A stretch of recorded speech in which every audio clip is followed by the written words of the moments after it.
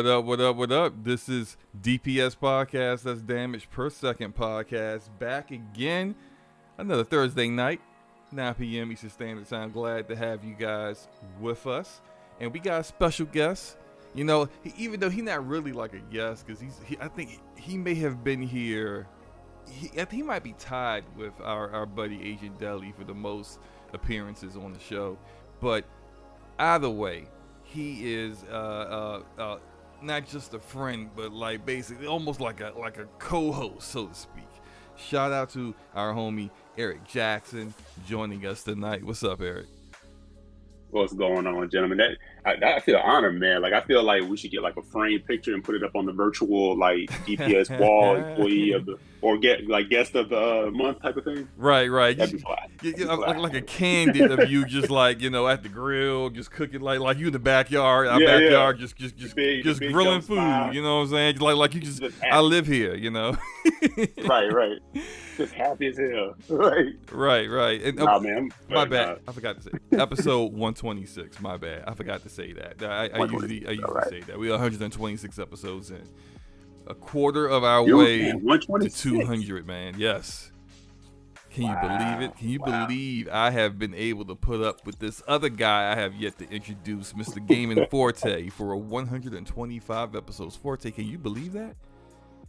Nah, man. I still can't believe that I'm still here with you. It's very wow. Very fortunate. Wow. It's very fortunate that I have a very good sense of humor, and I'm like a whale, let the water run off its back, you know, because Slow Mo does some crazy stuff and says some crazy stuff, but I'm still here. So I have never. I guess it ain't all that bad. Hey, you can't name one crazy thing I've said. Oh man, all I gotta do is go look at Twitter, find a couple of things just there alone. Probably, maybe, every now and then I haven't, indulged the dark side on Twitter. But I mean, that's been a long time ago. I've matured now. It was like last week. No. Look. When I say I've matured on Twitter, I don't do any of the stuff no more. I don't mess around with people like, trying to like get a rise out of me. I'll be like, nah, fam, whatever. Like people start getting, out of pocket, start calling names, being disrespectful. You stop cussing people out. Oh yeah, I don't cuss people out no more. I just block them and act like they don't exist no more. And I think people will realize that once Slow Mo block you, there is no unblocking. Like that unblock button, that don't exist in my account. Like I don't have that button. I don't have that option. They can't plead and apologize. And come back on. It's a wrap, son. Go check my tweets on your sock account. That's because that's all you. You know what's crazy about that? Like relatively, like you and Forte. When you think about the grand scheme of this community, right? The console war community, however you want to look at it, Twitter community, you guys are like still considered like fairly new compared to like guys like me and Enrique who've been around since like 2013, right? And in that time, I've watched like you, Forte, Luke, like all these people like kind of come in a certain way, kind of do the banter back and forth, and then grow out of it like rapidly. Like to a point, you're like, why am I dealing with this? I'm not here to like entertain you or try to change it. Just go be dumb. I don't have time for that, right? You don't have the energy for it. You just wake up one day, you go, I don't have the energy or the time to even blow up my mentions or anything like that because it's not worth it. Why am I doing that, right? Right. But you have cats who have been in here since 2013 who are doing the same exact thing day in, day. When did you get tired of it? Listen, E-Jack, man, my time is too valuable for all that. Right. Once I got to the realization that I was like, literally people are sitting on Twitter, arguing back and forth, going on podcasts, arguing about what someone else said, and they don't even have half the information that they need to even have a consistent argument that can be a back and forth. It's just like all I gotta do is just show up and say one thing, be like, okay, this is dumb. And this is why, and you really have no way to combat it because you didn't do no research. And I'm sitting there like, why am I arguing with people that make no sense? And I could be working, I can go to work and make money, or I can stay at home and play games, or I can go on YouTube and make a video. All of those things is more productive than sitting here arguing with people that are like literally 5 to 10 years older than me or 5 to 10 years younger than me and literally still haven't figured this stuff out yet. Yeah, because like it's like Go each ahead, their go ahead. own. Y'all say each their own, each their own. Like if you find it entertaining and that's what whatever. But I watched some of the guys I've known forever still doing the same exact thing. Like just for the sake of it being like played out, it's like eventually don't you get bored of the same cereal every morning? Apparently I don't know. That's just my question. I don't have time for it. When you sit there with the game menu pause because you're going back and forth with somebody, that's when you have to kind of like step back and go, what am I doing? Like I'm not even playing the game. I'm sitting here arguing with this nobody who has no bearing on my life. Play games at all. I don't. I tell you, until I see some evidence, there's some of these people in this gaming community, and they quite fraudulent because I don't know if they play games. Mm-hmm. Like right now I'm playing gameplay of Gotham Knights. The much maligned and panned Gotham Knights, and it deserved it. The performance of the game at launch was abysmal. Excuse me, and WB Games and WB Montreal, their marketing of the game was also abysmal at how they tried to hide certain things like no performance mode. Right. Little things like that. Right. The game's finally fixed. At least on PC it is, and it plays. It looks great on screen right now.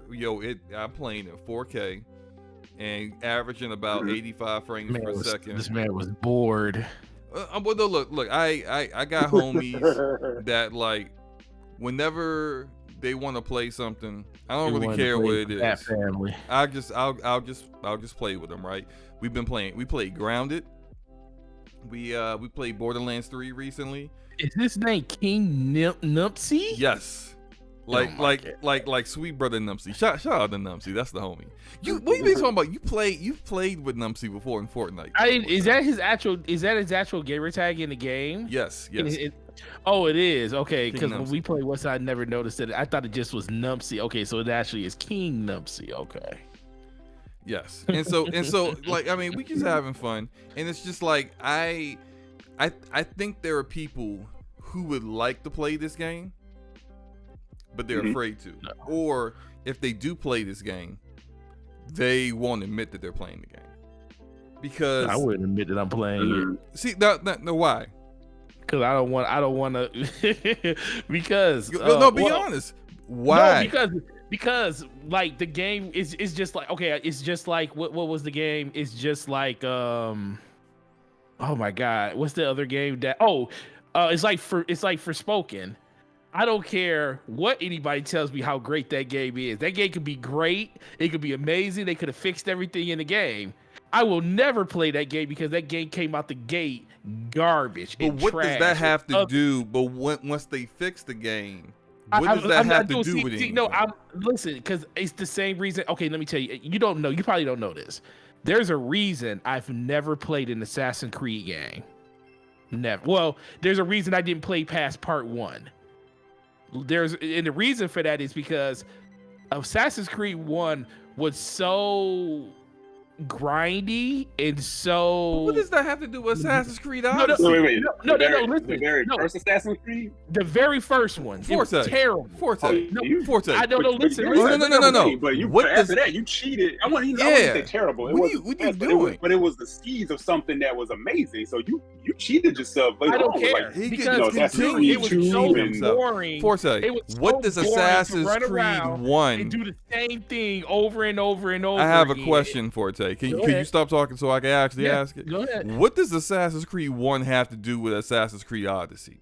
Because Assassin's Creed Black Flag or Assassin's Creed 2? You know why? Because it was a series of games that came out, and I'm a huge component. If I don't play the original, I don't play any of the games in this. I have to go back and play the original. Like my whole thing with I even told you this about Mass Effect. I could not stand Mass Effect 1 It literally drove me insane. It was so scanning planets, staying on the Citadel for 15 hours. Not every game requires you to play the previous game. I'm not saying every game does that, but that's just my And what does way that have that's to how do I with go about games. Forspoken? It's the very first game in I was just saying, the IP. I'm Probably just the last, saying, but still. I'm just saying, because you said, why wouldn't you? I said, just like I wouldn't play Forspoken. Once I get my mindset on, so I just don't go back and do it. But so you're stubborn, the same thing. But listen, the same thing happened with Mass Effect. I literally played 3 hours. Eric, you see how he just ignoring everything I'm saying.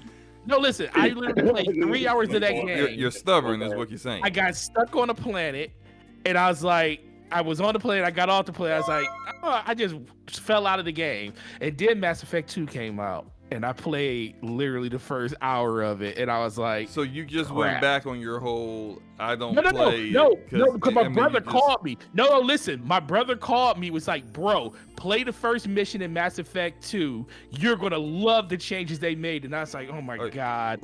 So I did. Hold on, so I played pause, then I was like, you know real what? quick. And then Forte, I said, you know what? Pause. I will go Forte, and do are it. you drunk? Can you stop? Yes, I pause. am. No, because I'm trying to finish my story. No, okay, I guess can I address something?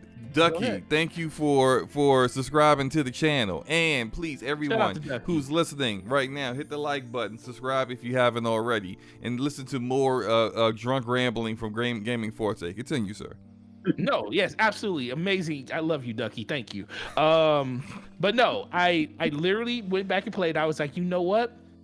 I have to go play Mass Effect 1. I have to struggle through this first game to get to this amazing thing that I just played. And the thing about Assassin's Creed, it's so far along at this point. I'm not going to go back and play the first, the second, the third. I have to start from the beginning because I hear that 2 was amazing. And I hear that 3 was really good. I heard the whole Ezio trilogy was really good, but I just refuse to play that first one. I refuse to do it. So I refuse to play any of them.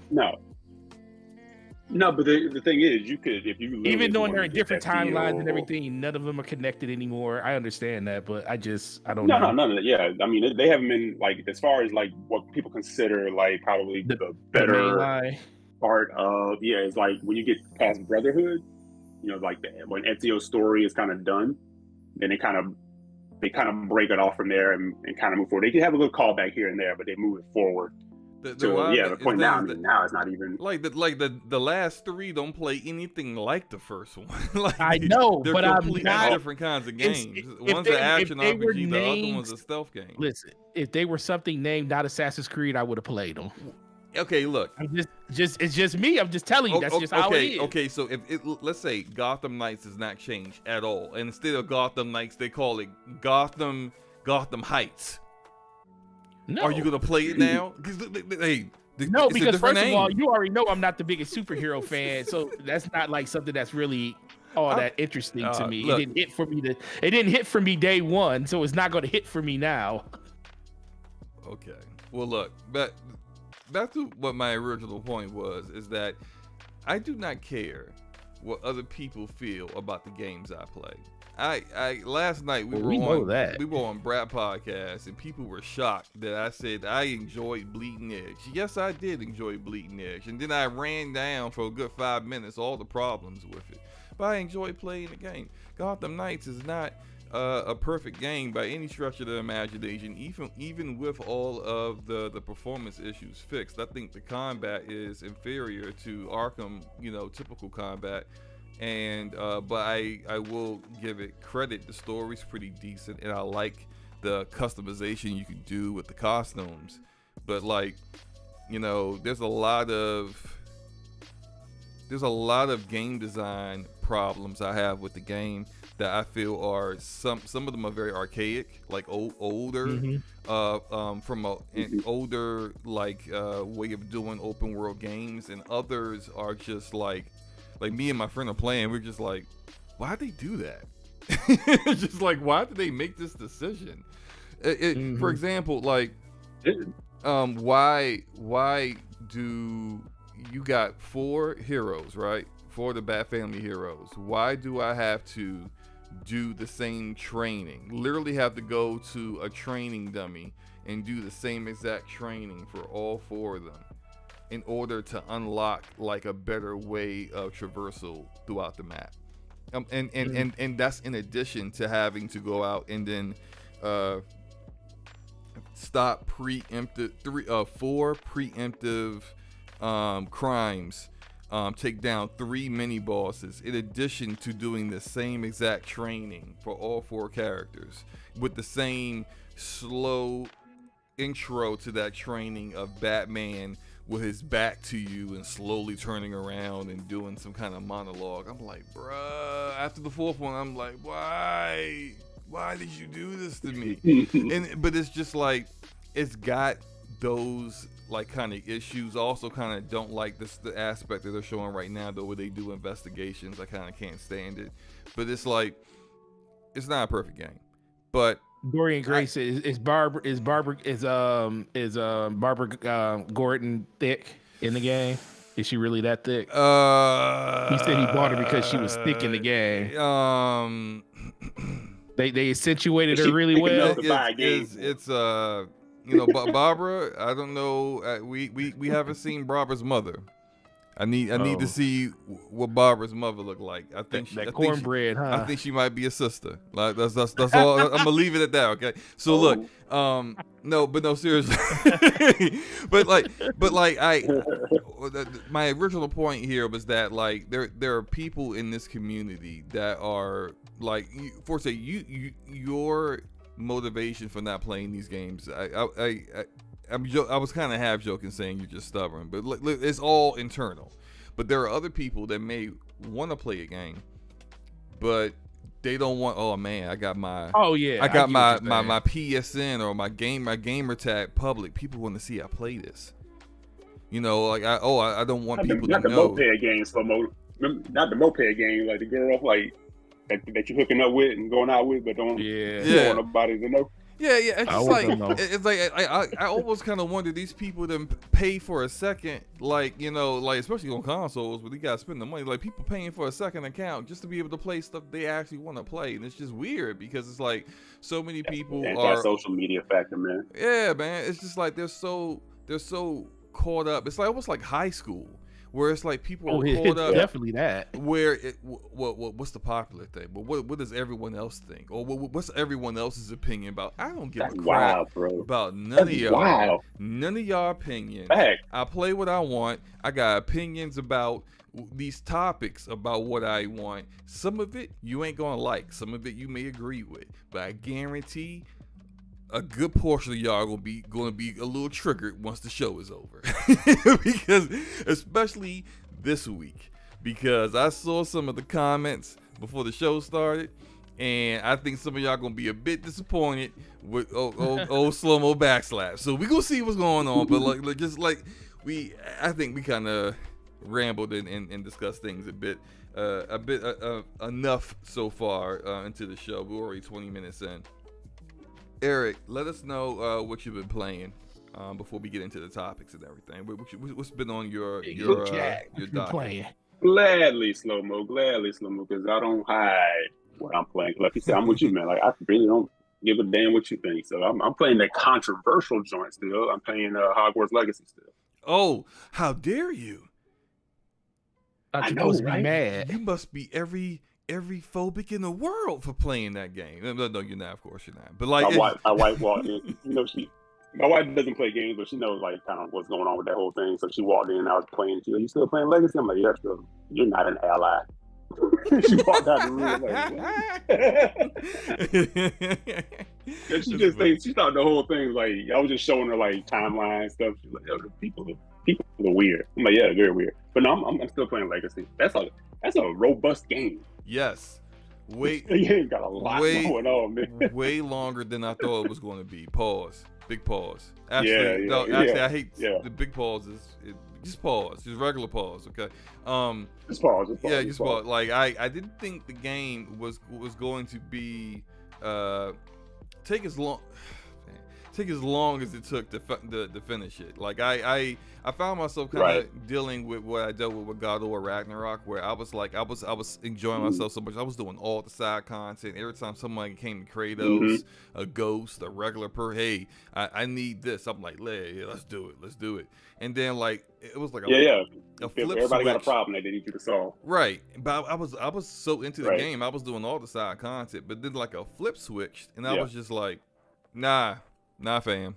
No more of that. I'm just doing the main. You see that little gray symbol on the map? Like, nope, you just have to figure that out on your own. Right, and I was like that with with Hogwarts as well. I was all for the African girl, Onasi, I believe is her name. Yeah. I like her, and I like Sebastian.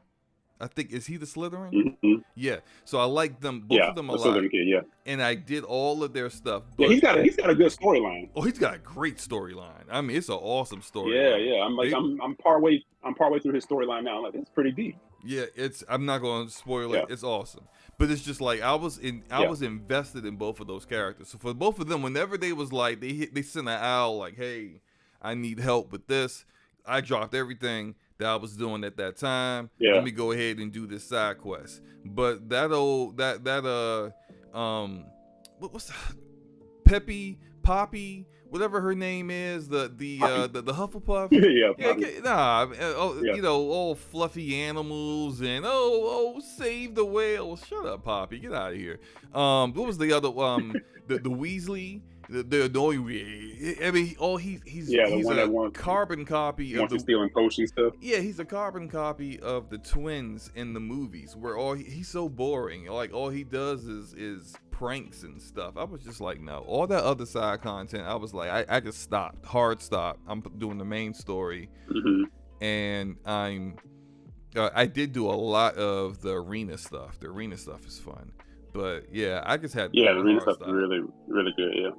Yeah. Anything else? That's what I'm playing now. I'm just because especially with everything's been going on, like just being crazy 2023. So I've always tended to just focus on one game anyway. So that's all I've been playing. But I don't know if I'm gonna pause on it for a bit just to jump over to RE4 remake. I still have Dead Space remake to play too. So I got like a whole stack of stuff, and the game just keeps stacking up. That's the crazy part. But yeah, I didn't realize this game was this like robust with stuff. So I'm kind of getting to that point too. Not that I'm not enjoying it, but I'm starting to pick and choose a little bit more, like, you know, which mission I should kind of go after, because you really can get down into the weeds with that game of like just trying to help everybody and do everything, finding everything. So I don't even know if I'm going to platinum it, because it's a lot. Yeah. But that map is huge. That's it for right now. Map, that's the other thing. And then when you do like Revelio. Like when you're flying over on your broom or whatever, you like Revelio, you just see all these icons. Just like, Jesus Christ, man, there's a lot of stuff in it. And I gotta say this real quick, and then we can move on. I do not get the controversy. I was going to kind of save this for a lunchtime with slow mo, but I haven't done lunchtime with slow mo in a minute. That's my fault. I'm gonna get back to it. I promise. But I do not get the issue with the dark arts. Somebody explain to me what the problem is with the unforgivable curses. I know they got a terrible name, but you look at play that game. I dare someone to play Hogwarts Legacy and tell me the unforgivable curses are worse than the other charms that you're doing to people. So it's wrong for me. That's just Go ahead.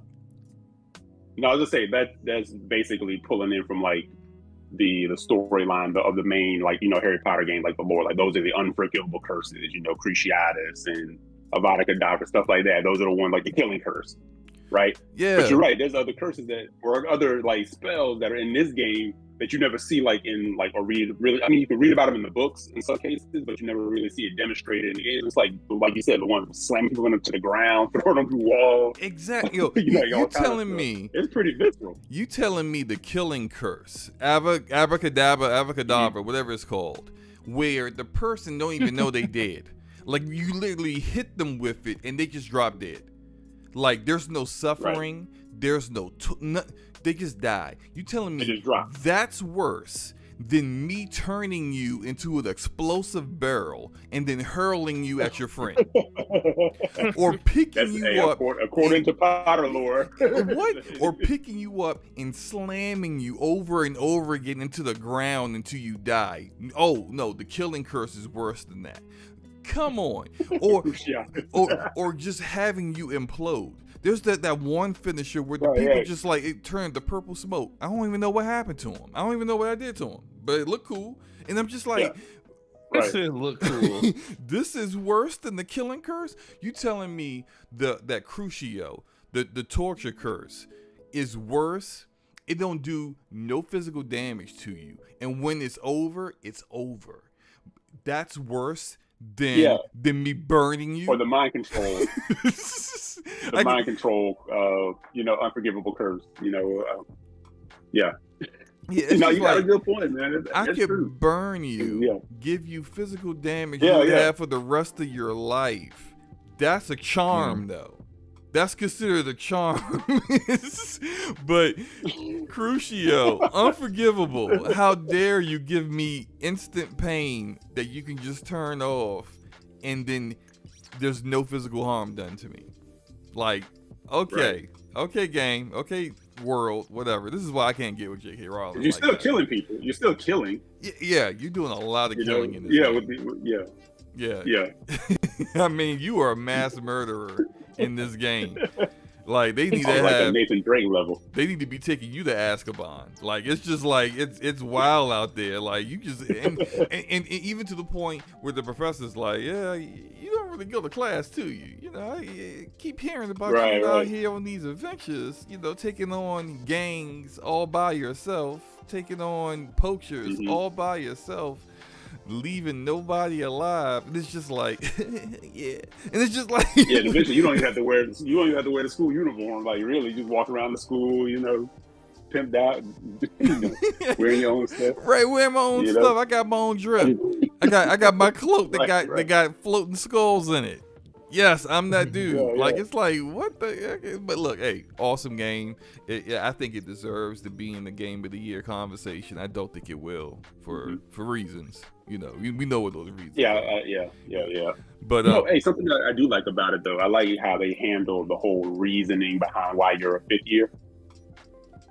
yeah. You're like, I don't want to get into any spoilers. I thought that was pretty cool. Like, they got some deeper story meaning in there, which is pretty cool. Like some other secretive stuff. So that's So, but you're right. I don't think it'll be in that game of the year talk. Especially because I think a certain person who runs that hasn't really spoken too much about it in any capacity. So, yeah. So Mr. Kiwi might be trying to skate past that one. Well, for me, I know what Forte has been playing, and then that's going to lead into our first topic. So I'll do Forte for last. But for myself, I've been, as you see, I've been playing Gotham Knights, and I'm probably about maybe like a third of the way through the game so far. And like I said, it's a decent game. It's all right. I've also been playing Halo Infinite Season 3, which is really good. Call of Duty. I couldn't help myself. I bought the Shredder skin. They got Shredder from the Ninja Turtles in Call of Duty. What? As soon as I saw it, I was like, it doesn't matter how much it costs, man. It's mine. And it's got a gun with a red dot, which is like in Call of Duty, that's kind of a big deal. Gun's got a red dot on it, so like it's cool. Shredder has his little one-liners where he's like, you kill someone, he's like, fool, and it's just like, yeah, that's Shredder. I can't wait for him to say something like turtle soup or something like that. I don't know, like it's just like it's just cool. I've been playing that. I've been playing Fire Emblem Engage, which I'm enjoying a little bit more than I was initially. And I think some of what my disappointment with it is that it's not as good as Fire Emblem Three Houses, which is fine. Like, it doesn't need to be as good. That game, to me, was my game of the year in 2019. So, like, I probably shouldn't have the expectation that it is exactly as good as that. But I'm enjoying it. I'm at the end Fire Emblem Engage, so I probably will have it beat by the time we do the next podcast. But those were the games that I've really been playing, which hasn't been a lot because I've been sick over the past week. My whole family has been fighting this stomach virus that's just like progressively taking over the household, and it wasn't like a 24-hour stomach bug. It was like a 3-day kind of stomach bug thing. It was just bad. We just now getting over it, but it kind of had me just bedridden for a little while. But all that said, somebody hit y'all with them Potter charm. Yes, exactly. Somebody, hit. I wish they would have hit me with an unforgivable curse instead. But no, like shout out to everyone that's here watching us right now. We're gonna get into what Mr. Game Forte has been playing over the past week. What you got for us, man? Man, I've been playing a lot of Diablo. Well, outside of Destiny, a lot of Diablo. Diablo 4 is pretty incredible, bro. It's probably one of the best looking games I played in the last couple of years, especially for it to be a dungeon crawler. It looks really, really cool. I've been playing. I did a barbarian build. I did a hunter build. What's the max level cap for the closed 20. beta? 20. Okay. 20. So 20. that's a good number. It allows you, once you max that out, hey, go try something else, Right? Yep. Well, the biggest thing is too, there's a in-game reward tied to if you get your account to level 20, because none of your progression ties over, but your whatever I'll leave it to people to find out what it is, but the item that you get in game does transfer over if you hit level 20 in it. So that was like my main thing that I wanted to do to get that. But I'm really enjoying. I heard the opening cutscene is awesome, and Lilith is a great villain. Yes. Okay, so I'll be trying it tomorrow because I'm very anti pre-order. So I was like, well, I'll just wait for the open beta. So I'm gonna play it tomorrow because I might play it on consoles tomorrow because I heard that the game was bad for specifically my GPU, which is weird. It is? So there was something I gotta check out. J2 Sense's video.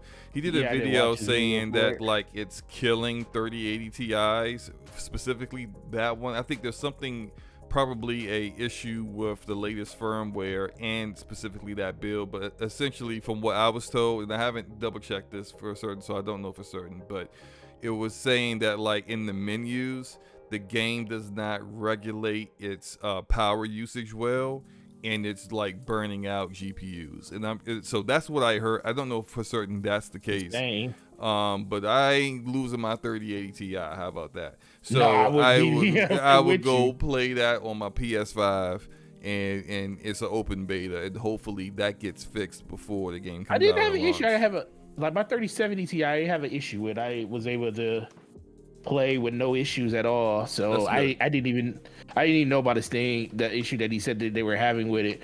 But yeah, the game is fun, man. And the one thing I really, really enjoy the most about it, normally when you play a Diablo game, the let's say the enemy battles, the boss fights and stuff, the boss fights in the first dungeon in the den are it's so well done. It feels like it was something that was done outside of it feel like it was something that was out of the final boss of Diablo 2 and 3. Okay. Like the mechanics that they had and Forte, stuff. Real quick, it was like how many Diablos have you played?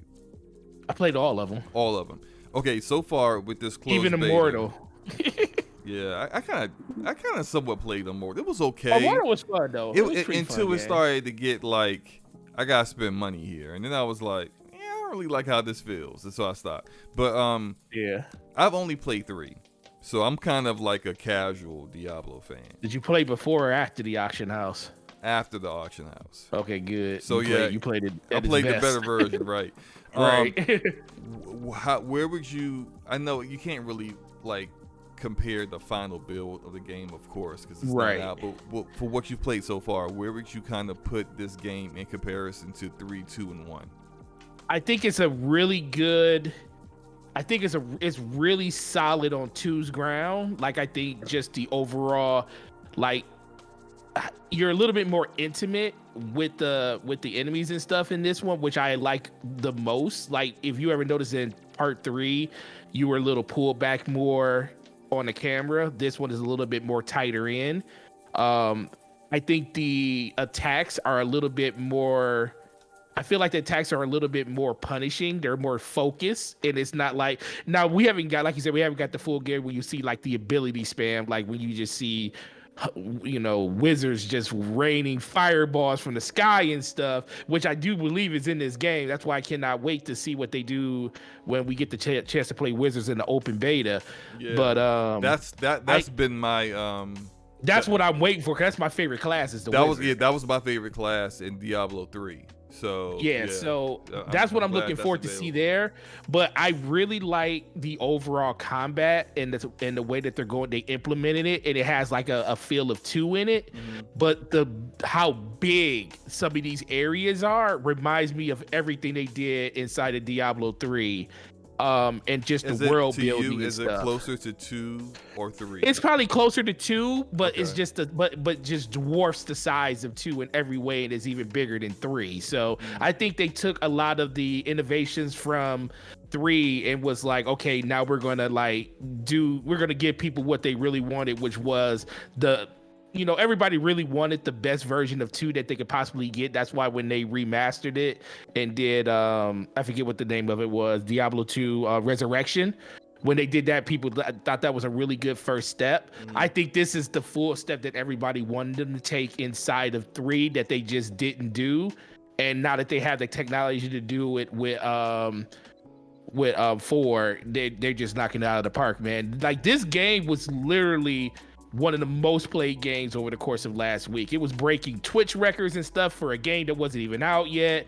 Like I know people that literally put 35, 40 hours into just the beta itself. I put 12 hours in it, and I really, really enjoyed it. And I think a lot of people are going to really like what they have from this. But I think it's a lot closer to 2 than 3. But like I said, that's only being able to play half of the classes. Like once we see what wizards and demon hunters and stuff can do, I think was the necromancer. And the necromancer. If they have the same ability spam that they had inside of Diablo 3 with those characters, then yeah, I think it's gonna destroy everything at that point. Nice. Shout out to Ramon Terrell with the $10 super chat. Says shout out to 3 of my favorite people up in here. Had to sneak in from work real quick, Ramon? So I'll have to catch the replay. Shout out to Ramon Terrell. And also, shout out to you, bro. Check out Ramon's book. I've been actually reading Ramon's book. I'm just going to turn into a which book you reading? So Ramon is, of course, a writer, right? He's also an actor. As we said before, Hallmark Channel's Hall of Fame is Ramon Terrell. He is all of the sad single mom movies. He's in all of them, right? He's in all of them. he's the hunky single man that comes into town, right? Seriously, stop. No, seriously, he is. But no, his the book I'm reading is called Unleashed, book 1 of the saga of Ruination. So it's like a series. It's really good. Like I'm probably a good 20% of my way through it right now. But I was kind of hitting them up with questions and hey, so was this your idea with certain things here? Just it's good to know the author, because then you can just bounce ideas off of pick their brain or what they were thinking. But if you're into fantasy fiction, it's if you like stuff like I actually kind of feel like it's got a little some vibes of Harry Potter in there a little bit, but if you like stuff like Game of Thrones ish, if you like stuff like Brandon Sanderson kind of stuff, I think you'll check this book. I like it so far. But yeah, again, shout out to Ramon. And I have his book. I have one of his books here too. Oh, okay. See. Like Ramon, he's getting around, man. He's getting around. What have you started? I haven't got a chance to start it yet, but I have Revenge of the Nymph. the Fairy Volume 2. Yeah, So looking forward to diving into that soon. Yeah, that'll be the next series I jump into after I finish this one. I did what was I about to say? Okay, now I caught it. Eric, are you a Diablo fan at all? I can't remember if you've ever played these games. Yes, I played. I never played Diablo 1 or 2. I did play Diablo 3. I'm looking forward to getting into Diablo 4. So tomorrow starts the open beta? Yes. Yes. It might start at midnight tonight. I don't know for certain. I do know I got a notification on my phone from PlayStation saying I could do the preload if I wanted. But I'll be in there as soon as that thing goes live on PC. Yeah. I might have to do that too. Go ahead, bro. But I love Diablo 3, so I'm definitely looking forward to Diablo 4. I wouldn't call myself like a hardcore Diablo fan. Like I know people that eat, sleep, breathe, like everything about like the series. I wouldn't say I'm that person, but I love like the world. I love the characters. I love the art style. 4 looks bananas. Yes. Like absolutely insane. Just wanted to see it. Looker. And Forte's 100% right. It was so. The things that I get hyped for when I go on the timeline, and the things that kind of energize me is when I see people putting down, the weapons, and they're literally just talking about the game and hype and sharing that and sharing the experience, talking about what was going on, talking about how it just kind of took over their life. And we don't get that wave very often, but this game seems to be the wave. Right. Like the people that were in there that, were in the closed beta were like, I didn't see many people. I think Jackie had some words about it, but I didn't see many people pissed off or upset, as far as giving like their feedback. They overall like what was there. So yeah, I'm looking forward to it, man. Is it crossplay? Yes, it is. It's crossplay for all platforms. So like it's I don't know if the crossplay capability is already active in the betas, but it will be at launch. It'll be crossplay everything, so it won't even it won't matter if you're playing on PlayStation or Xbox or PC. You'll all be able to play together. Me personally, like I said, I only played 3, but like when I got in on 3, like me and my buddies played it, and then when they stopped playing it, I just kept going. Like I beat the game, I hit max level. I was like, but dang, do I start another character? Because I had the wizard. Do I start another character? What do I do? And it was just like, oh no, we got this whole system that I'm telling you, Blizzard, old school Blizzard. It's so innovative because like what they did with their system, where it's like you just continue to kind of level up, right? You're getting, stat increases and getting stronger. I forgot what they called it, but like I would just kind of just like increasingly do harder content on harder difficulties and just keep leveling whatever those like levels were up in certain areas. And I see it now, like the Division does that now with the Shade Tech meter and levels and stuff. And it's just like so many games have implemented Paragon. Thank you, Mitch. He dies a lot. Paragon. And I think I got that thing up to like level 70 something before I think Destiny came out, and then I stopped playing it. Go ahead. My Paragon level was 782 when I stopped playing it. Like when I stopped playing consistently, I should say. Right. Yeah. Look, one of my coworkers is like that. Like he's a crazy Diablo fan, and his level was just some astronomical level. So I'm not even shocked. But I can't wait to play it tomorrow. It's going to be definitely the first thing that I do once I get work squared away and no one's bothering me for anything that they need me for. But we can move on real quick. Which is a hard thing to get sometimes with the kiddos, man. Bruh, like, I'd be so glad to have them at school. And finally, with all the sickness gone, all 3 of them would be at school tomorrow, so I won't be having too many of them bothering me. Like that day. I'm like, oh my God, stop. It'll be a Diablo type day tomorrow, baby. Mine's on spring break this week. Oh, really? Break for mine. So yeah. Nice. Interesting enough, two of my spring break for yours is now? Yeah, this week. Dang. Yeah. And then my wife, she teaches virtual for school in North Carolina, and her spring break is a week from now, I think. So do they have? They don't have a break in February, do they? No. Okay, yeah. So y'all just have the winter break and then no break again till now. Winter break and then spring break and then summer break. Yep. Yeah, see, yeah, ours is different, yeah, because ours is winter break and then their spring break is technically in February. That's at the end weird. of February. So 3 weeks before spring even hits, they call it spring break. It's the last week of February. That is so weird, Oh, considering. Yeah, I've never. It's still winter. Yeah. But my kids. Well, some of my kids have already actually been on spring break too. It was a week ago, but my other son, his is until next month. But anyway, we can move on. Interesting nugget of information that came out today. There is a Ninja Turtle game in development, and it is Teenage Mutant Ninja Turtles: The Last Ronin. Now, the reason why I wanted to talk about this, and it is really exciting. I haven't got the opportunity to read the graphic novel. Me and reading has not been. Gaming has taken over my reading hobbies. This is the reason why I'm just getting around to reading Ramon's books. I'm even worse with my comic reading. Like, I'm so far behind everything. But like, I do have the whole entire Last Ronin graphic novel. I got the entire thing. I just haven't read it yet. But essentially, it's the story of the last turtle, which is Michelangelo. The other three are dead. Yeah. And it's like, what happened? Dope story. Yeah, it's like a post-apocalyptic almost.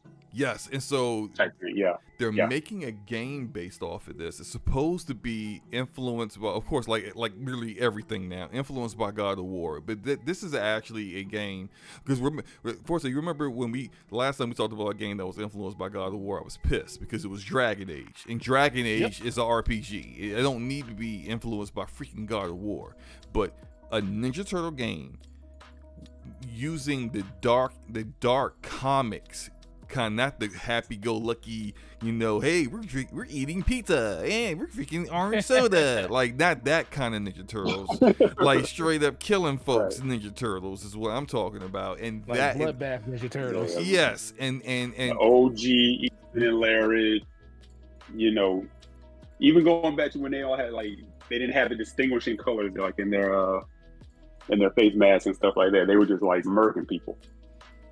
Yeah, and it's just like, it is. I like to see the game focused on that. Now, and look, I got gameplay from Shredder's Revenge, which is awesome game. It takes you back to like Turtles in Time, which is like one of back in the day was one of my favorite games back in the day. I played it on Super Nintendo, which was the superior version. But all the Ninja Turtle games that you get are always very focused on like the cartoony, like the movie, like themes and very kid friendly atmosphere, where like the comics weren't like that, So like I wanted to see something that goes there with them for once, and it seems like we're going to get that with this. I haven't read it myself, but it seemed like awesome storyline. So like Eric, you seem like you've read it already, right? Yeah, I have. I want to say I got like a few pages left. Like I haven't actually finished the whole thing yet. But it's fire though, bro. It's such a good story. And dark. It is. It's got a feel to it, man. Where it's just so. I'll say this: as I'm reading through it, that damn sure crossed my mind. I was like, this will make a fire video game if someone ever decided to do it. And obviously, somebody was thinking about that.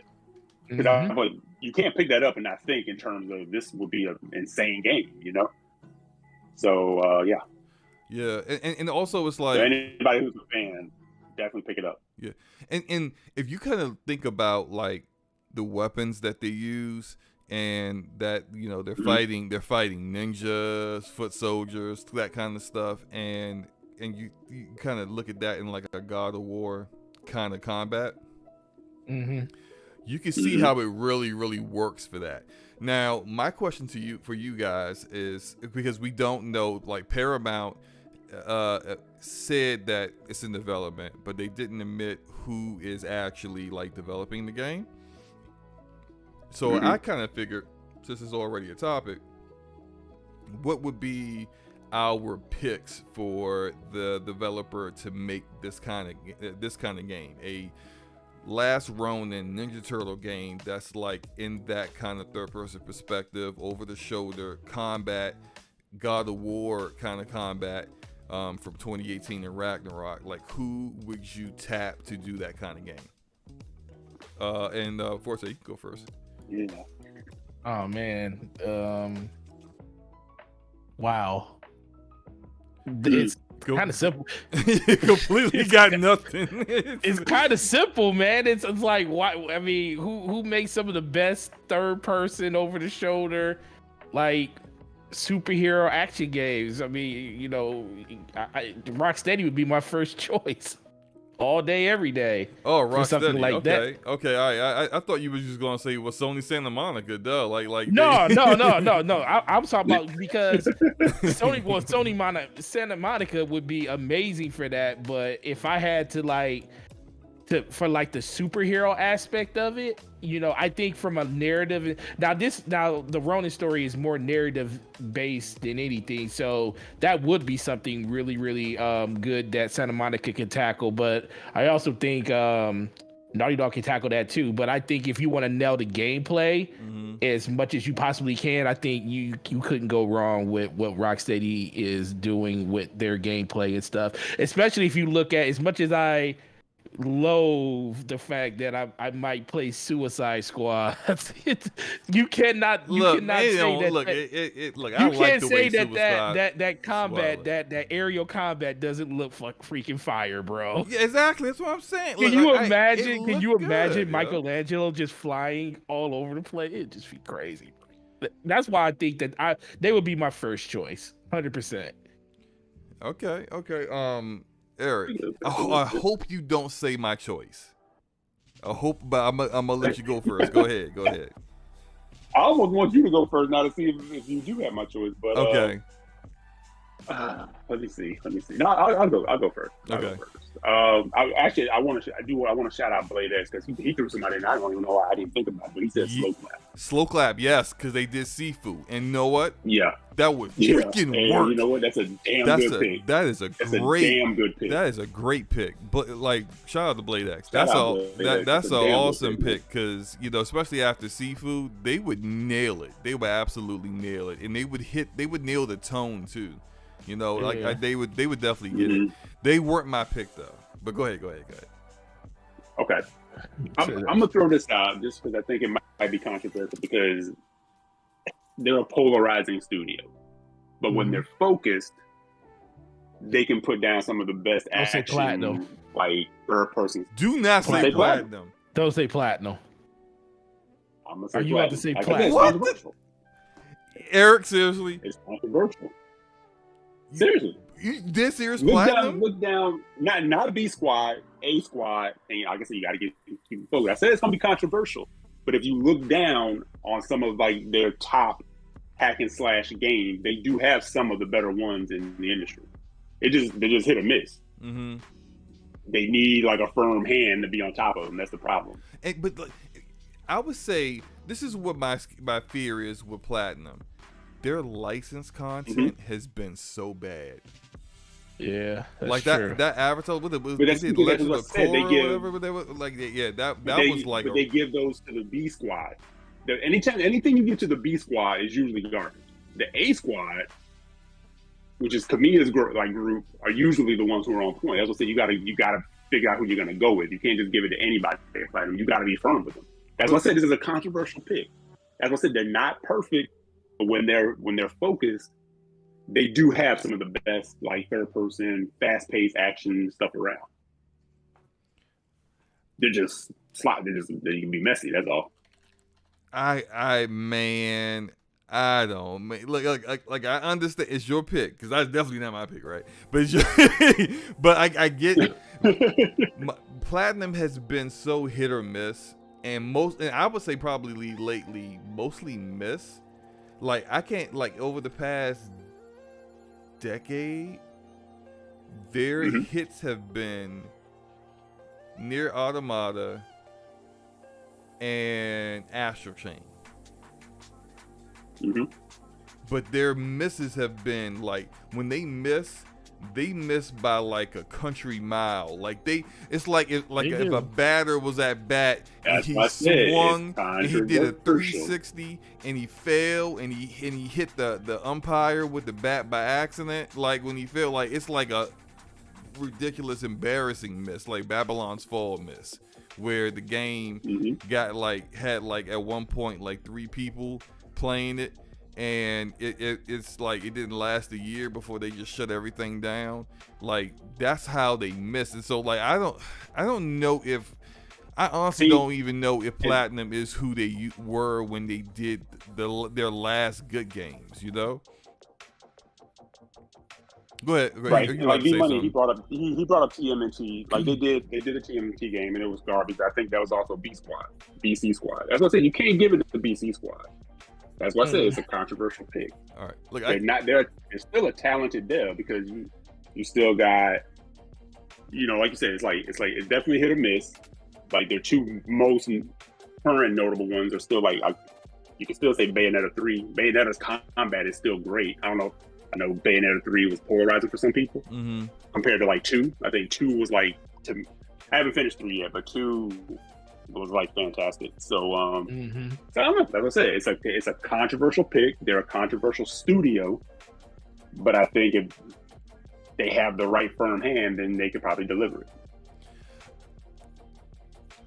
I'm gonna tell you guys my pick, and I feel like you guys are gonna have an aha moment.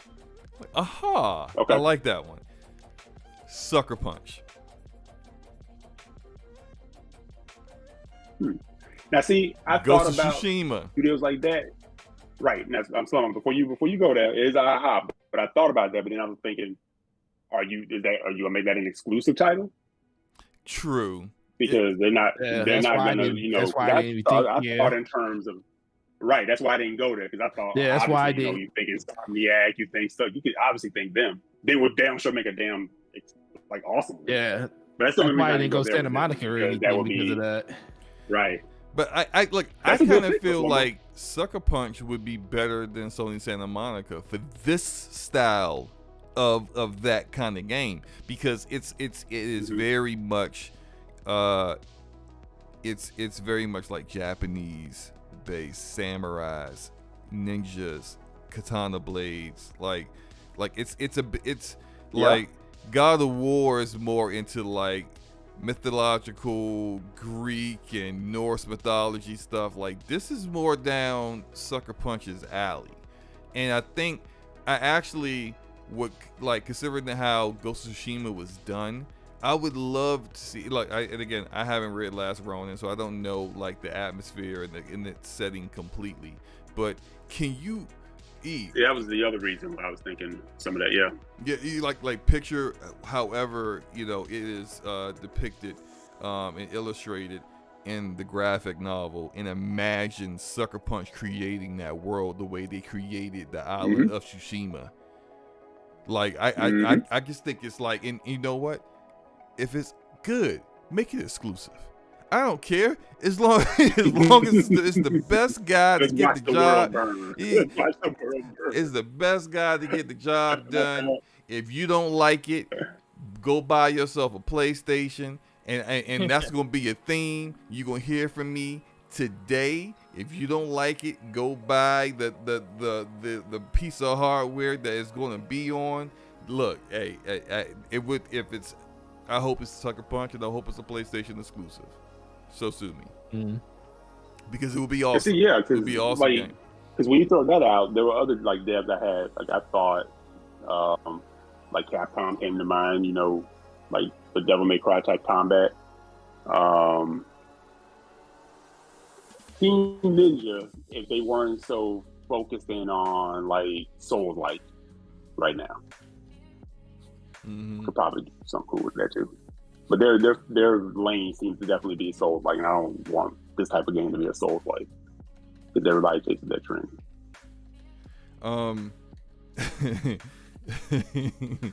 I'm being messy in the chat. No, I think yeah, I think we all have like quality choices, you know, and I could actually see, I actually almost kind of want to see like a prototype from all three of these developers, Mm-hmm. you know, to to Paramount on what their kind of game would look like, because I think they would be fundamentally different, especially like even though I'm kind of harping on Platinum, and especially in the chat, right?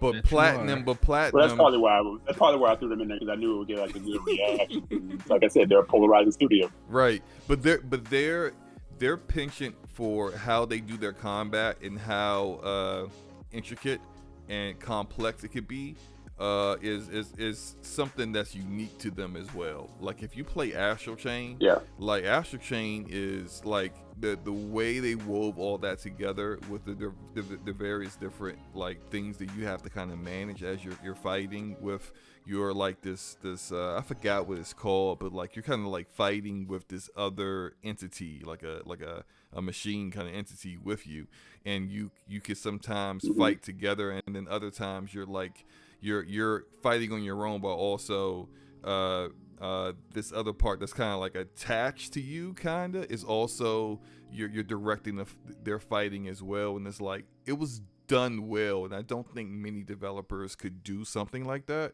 But it's just, again, you're right, it has to be the A team. It can't be No, it can't be B&C. It can't be the interns or Kamaya just like throwing it to right. guys that just walked in the door. Like I just got hired by Platinum.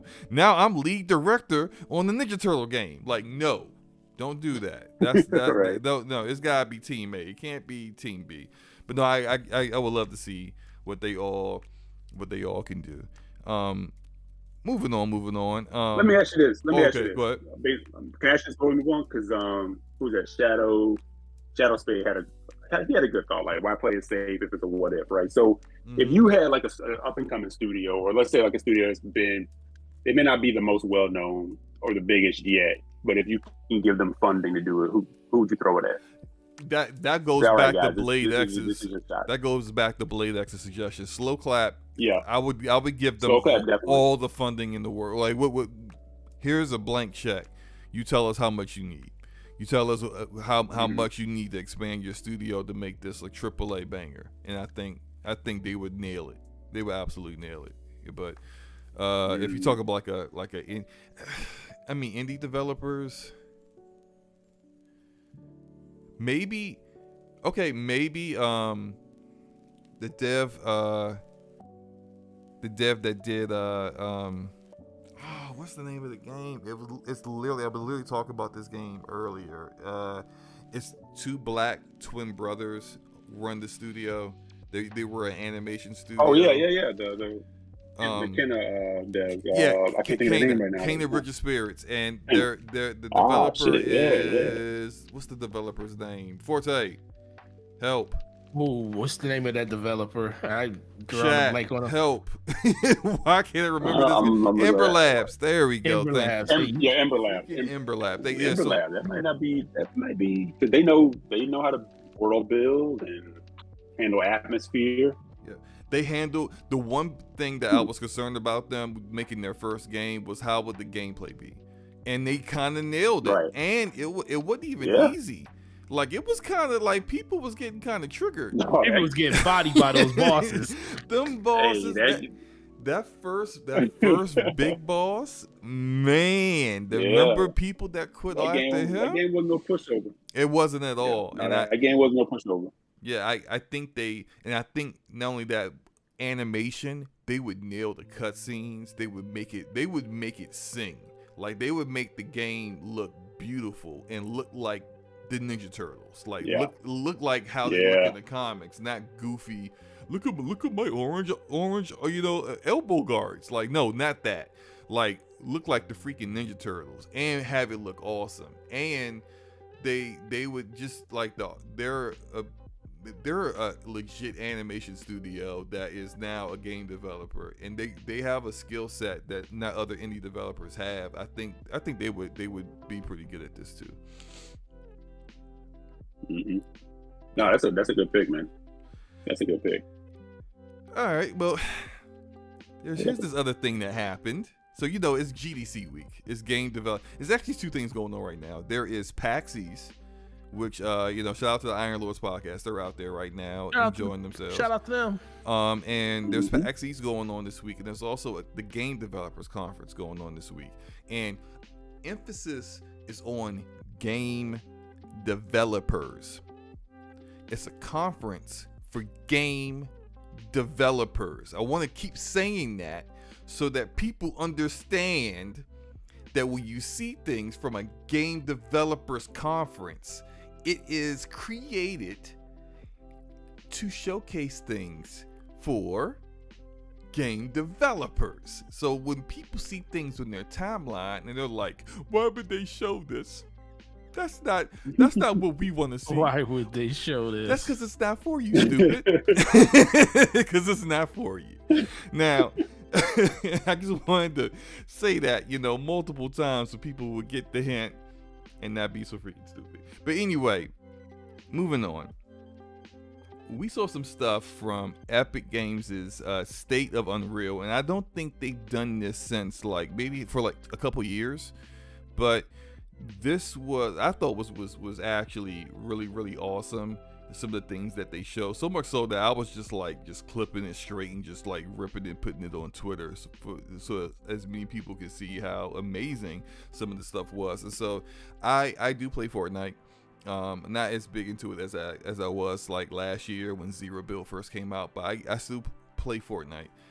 But I mostly playing the developer created stuff, like the Zero Build mode is what I play exclusively. But people don't realize that 50% of the people that play Fortnite, this is a lot of people that play Fortnite, but 50% of those people are playing the creative modes, the modes that are being created by other just fans of Fortnite and gamers. And so now, I don't know if it's on Unreal Engine 5 yet, but when Epic Games put Fortnite on Unreal Engine 5, they only put the developer created stuff on Unreal Engine 5. Even last year, I remember even checking it last year, because people would talk about some modes that were pretty cool, and I would check the mode out, and I'm like, it's all right, but it's still on Unreal Engine 4, So it wasn't it didn't have a lot of features. It looked kind of dated and stuff. But what we're seeing right now is what they showcased was Unreal Engine 5.2 and all of its features. And really the entire show was based upon really kind of showcasing what Unreal Engine 5.2 is going to have in store for game developers. And everything that was shown there was stuff like this here, which is even though this technically isn't for game developers, but people who are kind of like game developers, because you're creating content within a game.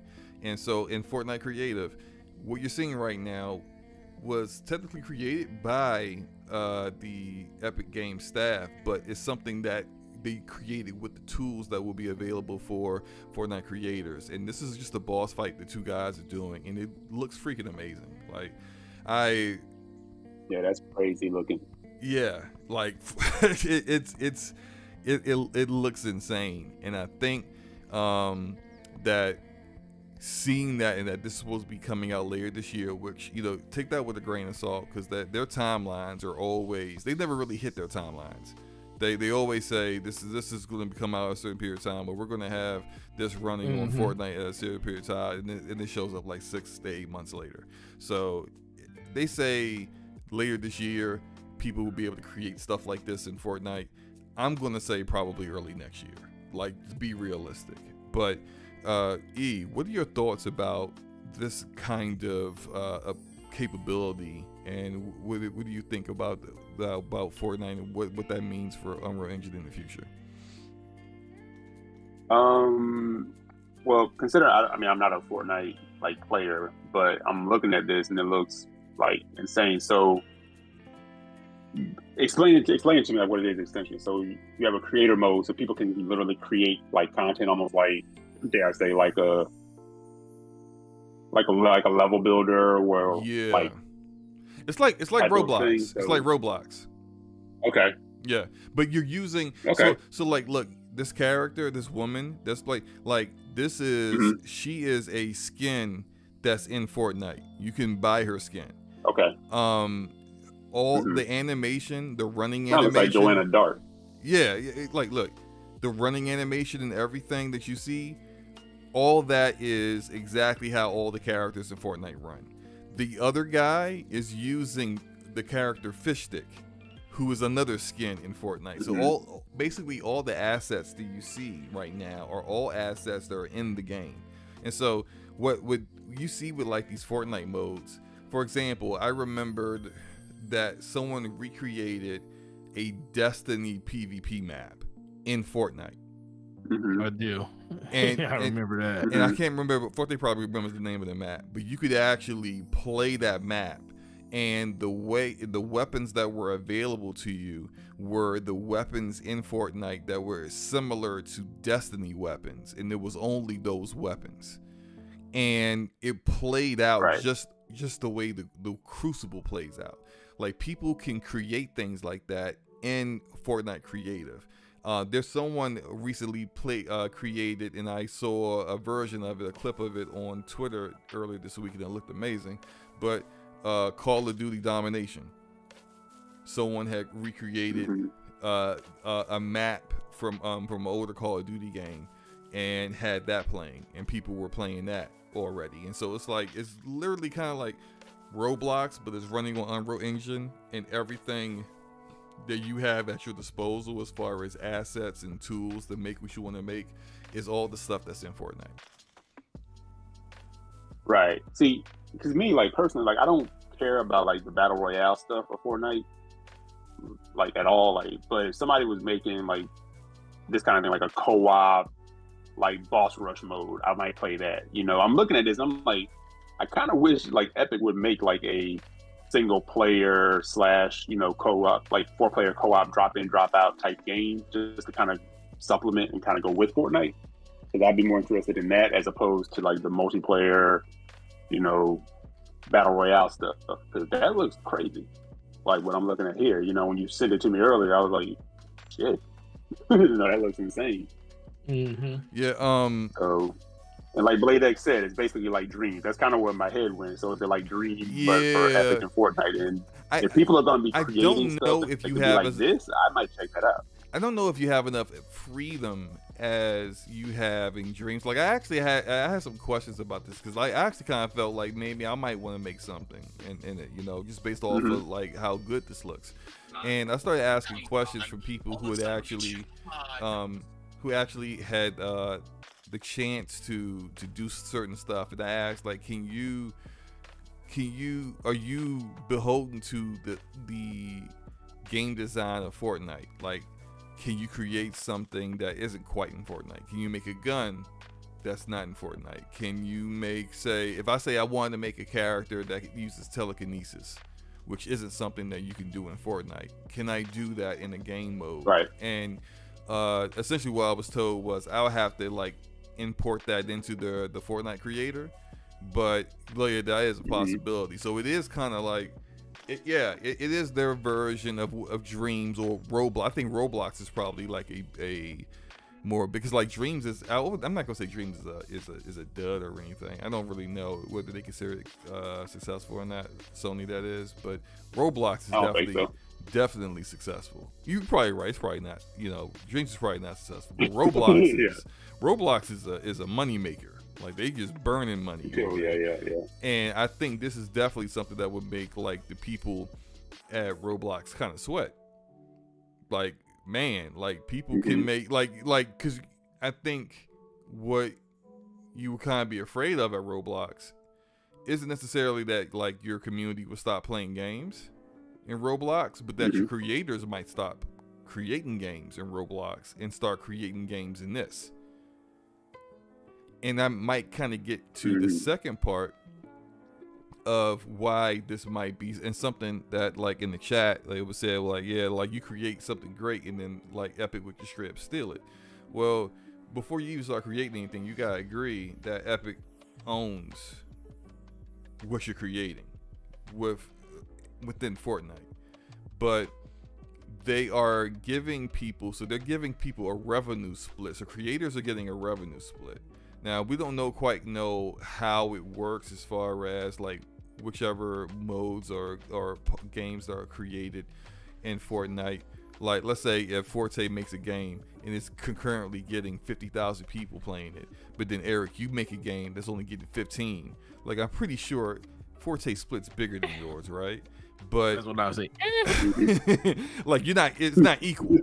But literally they're saying that 40% of all revenue that Fortnite gets once this goes live will go to the creators of Fortnite Creative, which I think is probably pretty I think that's pretty good considering that you're not going to really own what you're creating. You're essentially working for Epic in a way. I think they know, as someone who is I'm a part of the creator program with Epic, so I have a code like hey, and let me go plug myself real quick. Hey, if you are on Fortnite and you buy something, just put in that support a creator code / please. Thank you. I appreciate you. Anyway, they revised that recently because part of that supporter creator program was that if I created something, I didn't even realize this, I wish I did, but if I created something in Fortnite, I could put my code on it, and then everyone who like say bought things that were like somehow tied to that mode, I would get credit for it. But they kind of like took that out. So I guess that was like the downside of having to give 40% of all the game revenue to the creators of the modes that weren't also just straight content creators like myself. So it's a little weird how they're doing, how they had to kind of make changes there. But you know, all that said, Forte, what are your thoughts about this whole thing? And I know like your daughter is big on Roblox. Is she still? Wait, I know at one point she was big on Roblox. Is she still big on Roblox? She still is. She was playing. Roblox actually has like a Call of Duty clone in there that she's been playing. It's like, what are you playing? Call of Duty? And she's like, no, it's Roblox. I was like, what? And I look at it, I was like, yo, this looks really good for Roblox. It looks like Call of Duty. But no, this, when I showed it, I showed it to her when you sent the link. I texted to her, and she's like, yo, is that Fortnite? I was like, yeah. She was like, wow, I can't wait for that to hit the game. So like, dude, it looks incredible. The fact that this is something that the more impressive thing is the fact that they're going to, you know, basically monetarily be giving people money for the works that they put in, which is always a great thing. It would just incentivize people to make the best that they can possibly make, and, you know, all cream rise to the top when it comes to that. Second, it just proves and shows that, you know, Epic knows what they're doing when it comes to game engines, and they know how to promote Fortnite. All these assets are already there, and it looks like a next gen version of Fortnite. This looks like the Fortnite that everybody thought was going to be the PS4 and Xbox Series and PS5 and Series X version of the game. And this is basically what we can kind of look forward to later on in the generation when they finally get to the point where we can start doing this and seeing this in games and stuff. And I just think that man, this looks incredible, bro. When I saw it, I was like, yo, this is a game, you know, because a lot of people don't play Fortnite because they say, well, it looks too cartoony. It looks like so anime-ish and stuff. This would actually get people to probably play Fortnite outside of just the look of it, because I know once they took the building out and said we got no build mode, that was one step.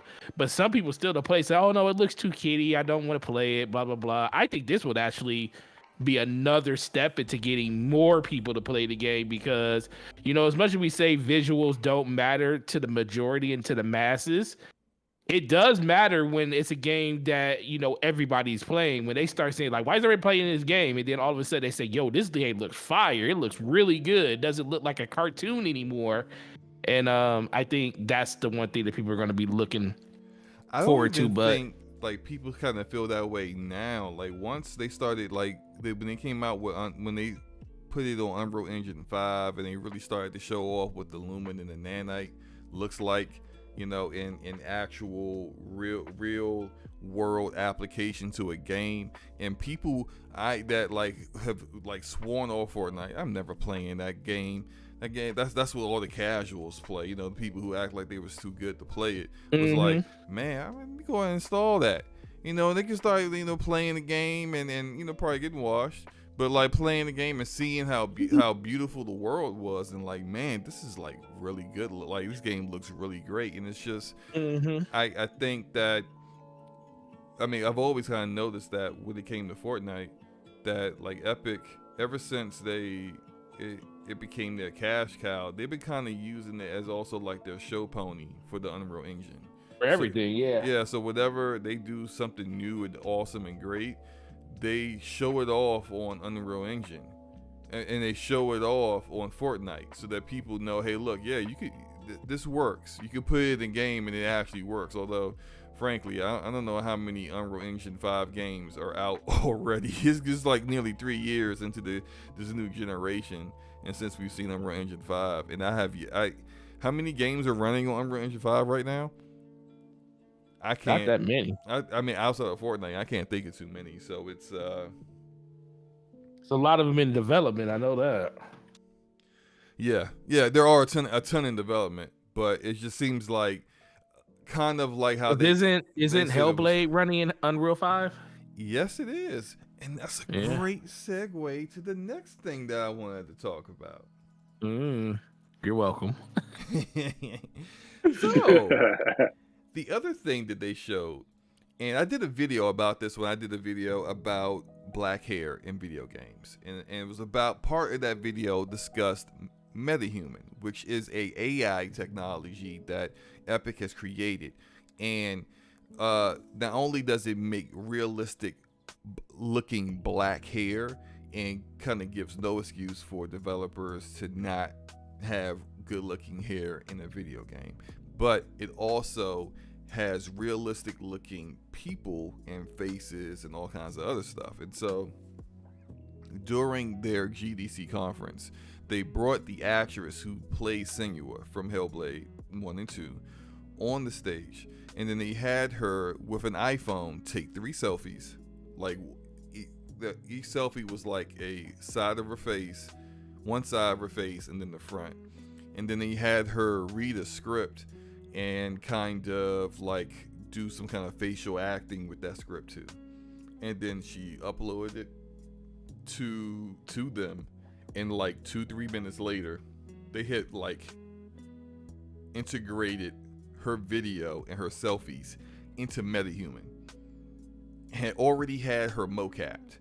Work that kind of takes like 3 to 4 months to really get done was done in like a few minutes, according to them. I'm not a developer. I don't know how long it takes, but that's what they said. They said it takes months to get this done, and they got it done in minutes, which looked awesome. And then after that, they showed this clip that I'm showing right now, which is that same actress doing a part. I guess she said it was a line from the game, but like showed what Ninja Theory used with MetaHuman and with their mocap technology and yada yada yada. So a lot of people had a lot of thoughts about this. Some people were upset somehow. They were upset because they didn't see gameplay at a game developers conference showcasing technology. That's the game developers. They were like, how come we aren't seeing gameplay? Where's the gameplay at? I mean, Forte, what do you say, Eric? It says everything ain't for you. That's what, shocker. Everything. Gamers think everything's about them. Everything revolves. Yeah.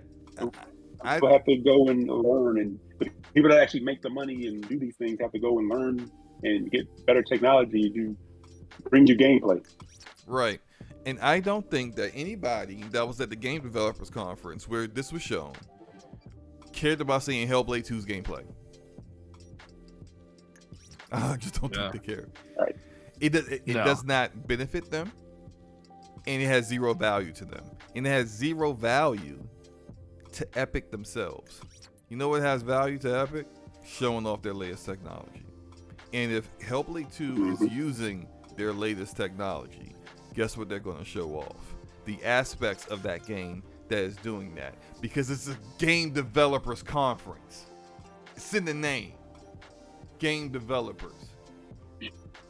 Not gamers. Game developers. Not gamers. Or fake gamers, because most of y'all don't play games anyway, but actual game developers, man. So of course they're not showing gameplay. I just thought that was like common sense. Forte, what are your thoughts? Yeah. Man, I didn't expect them to show gameplay. Usually they show tech and stuff like this at these shows, or they're talking about how they want developers to think about their games and move fast instead of lingering, like Bungie said at the last GDC that they said back in 2021. But I'm not gonna harp on that. But yeah, these type of things aren't meant for the overall consumption of what gamers want to see. Like, the tech is cool. It's really cool to see that this is what the future and what everything's to hold, but people thinking like, oh man, we couldn't see anything like this at the Game Awards or something like that. Like, no, this is something that they show to other developers to show what the tech is capable of. And if you did see something like this from the developer, it would probably be in like one of their little Vidocs that they would do. Like, perfect example,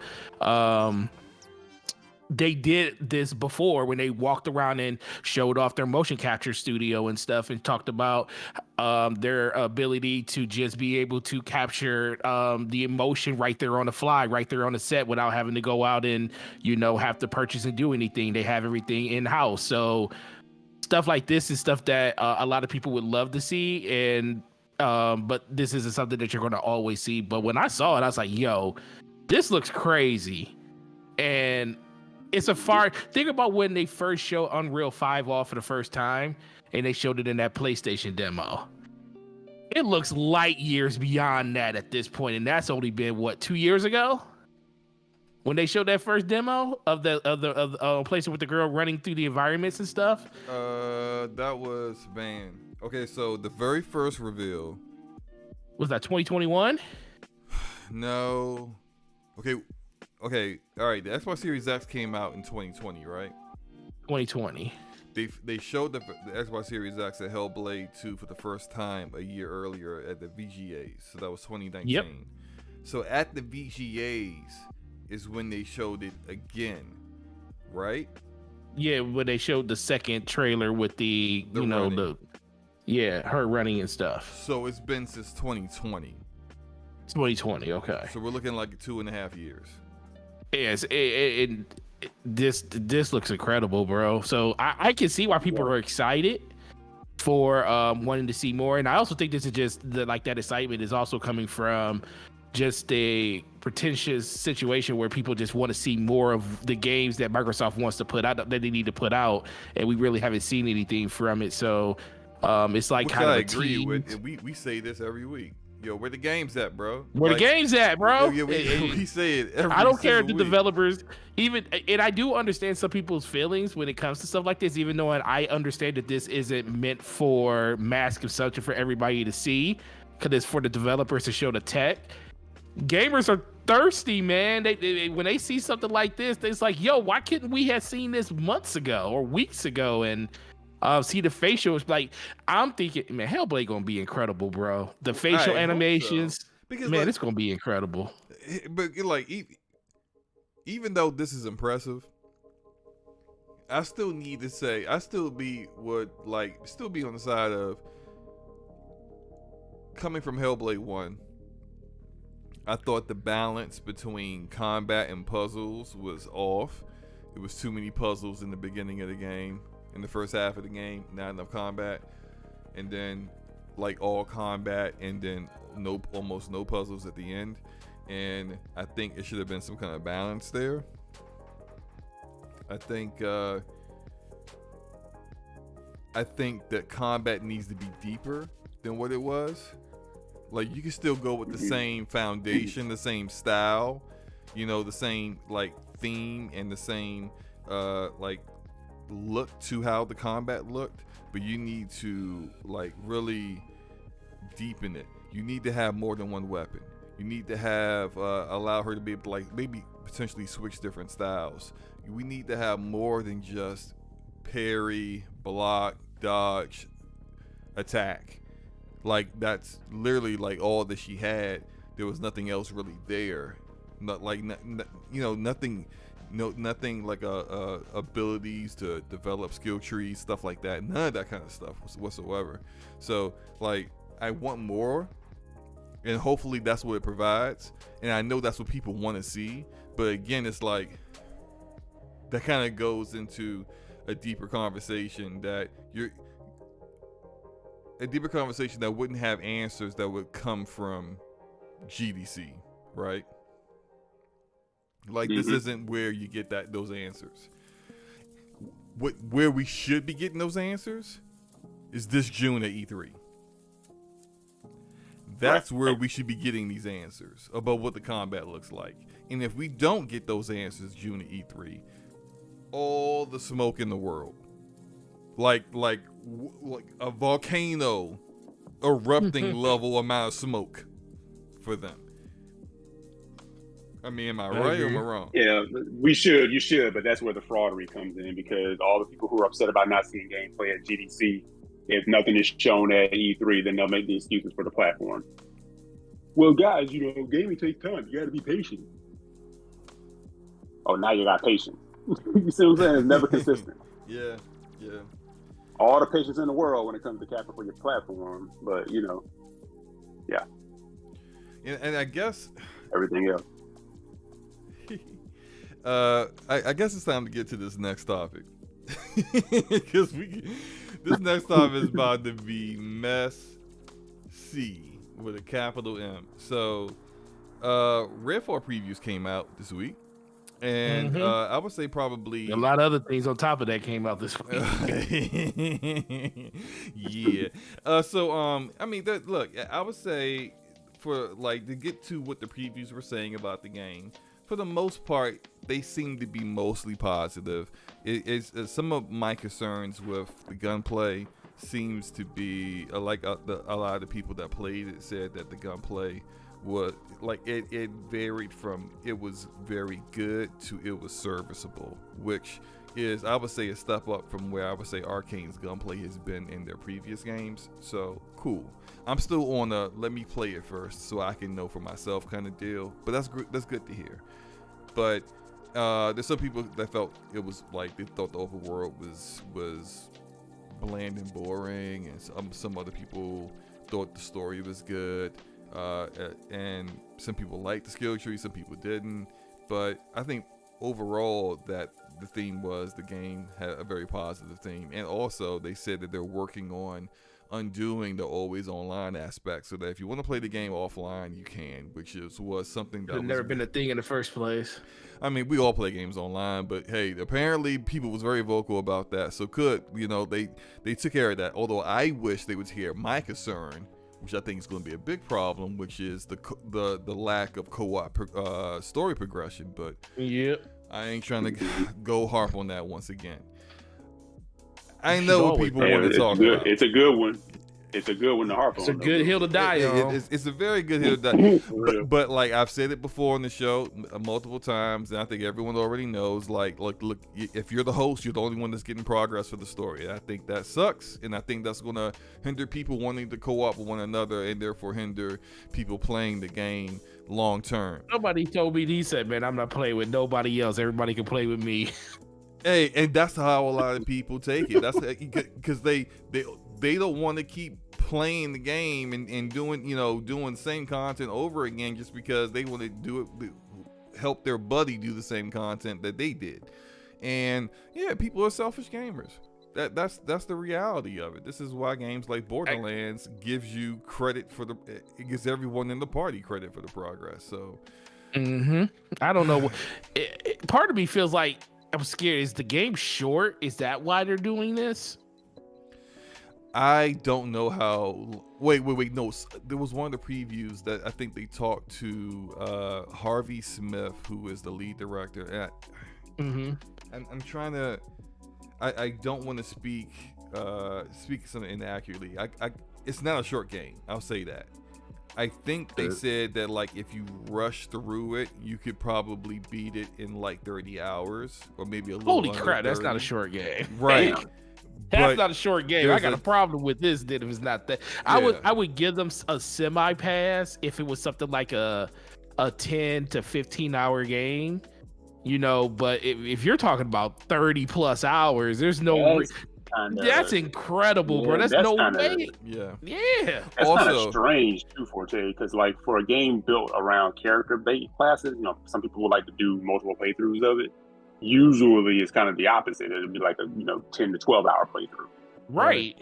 So that's true. Like 30 hours. That's like ooh. But then you got people. I think the other thing is, I don't think a lot of people would have a problem with playing with other people and progression not going through. But I just think that it would be like, a lot of people want to play with other characters. Like, I would want to go through the game with a different character, but if I could do that in a co-op setting with someone else and the progression still be there, then I would be more likely to say, if I'm playing my own game, I want to play with this character. But when I play with somebody else, I'll play with this character. And my progression wouldn't go forward with my other character. Like, you know, if I'm playing with my main character, that's still tied to whatever save I did. But if I play with my friend and I'm playing with a different character, that progression will still be there on that new character, but my old character wouldn't progress. So if they did something like that, I would be fine with. But not having any progression at all when you're playing with your friends, it disincentivizes people to even want to play with other people. That's a buzzkill. And it's a co-op game. Can you imagine playing? Can you imagine joining the Borderlands and not wanting to play with? And some people do it, right, but not wanting to play with other people in Borderlands. That's the whole purpose of Borderlands.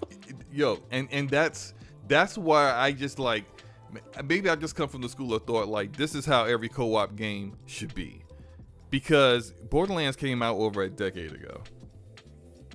And Borderlands 2 is one of the best looter shooters ever and has a massive community of people who still play the game today.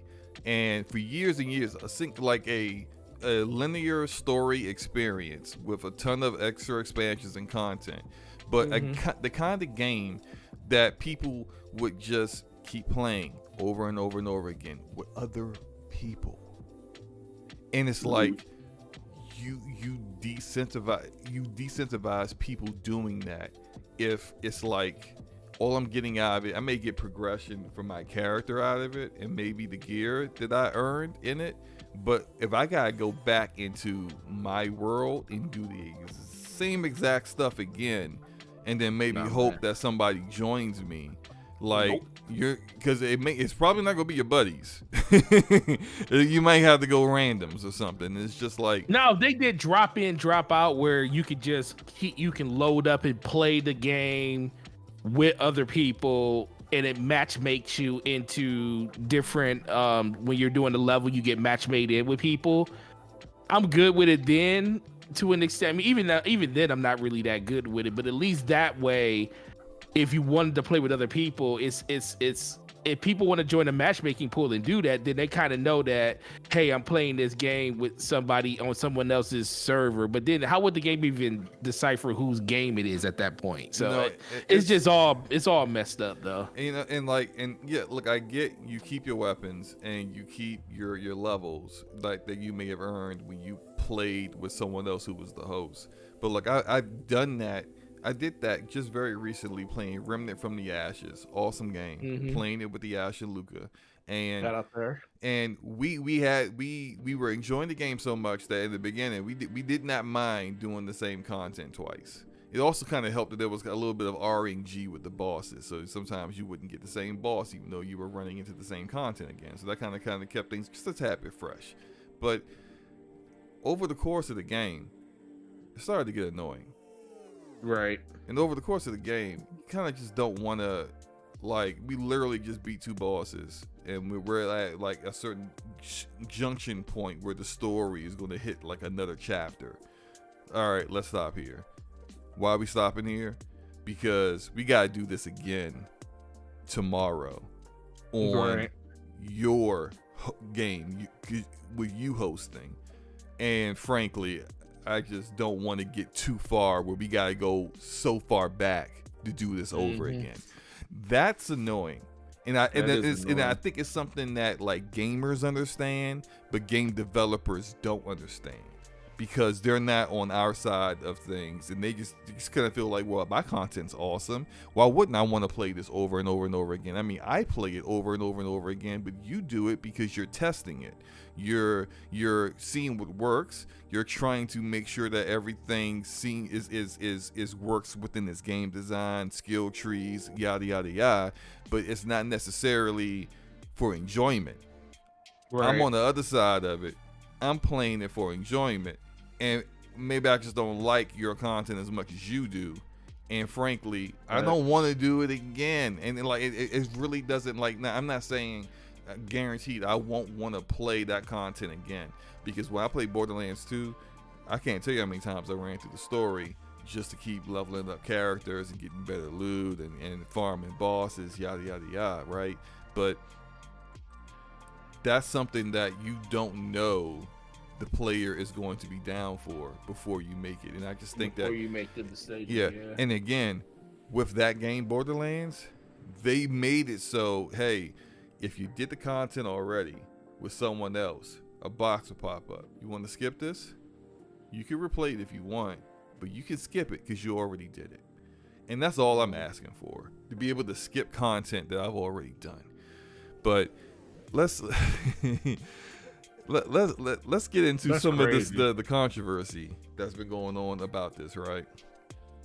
So it turns out that there was a PS5 version, a PlayStation 5 version of Redfall. Shocking. And Harvey Smith, the creative director, said, we were acquired by Microsoft, and it was a change with a capital C. They came in and they said, no PlayStation 5. We're focused on Xbox, PC, and Game Pass. Mm-hmm. And then he continued on to say, it's not very serious. It's even a good decision, I think. It helps to support Game Pass and have one less platform to worry about, one less complexity. And that comes into game, developing a game. The more platforms you have to develop a game for, the more resources are being divided, the less time you have to make sure everything is like all the stuff that we all know, right? Mm-hmm. But this week, not all people know that, but well, they should know that.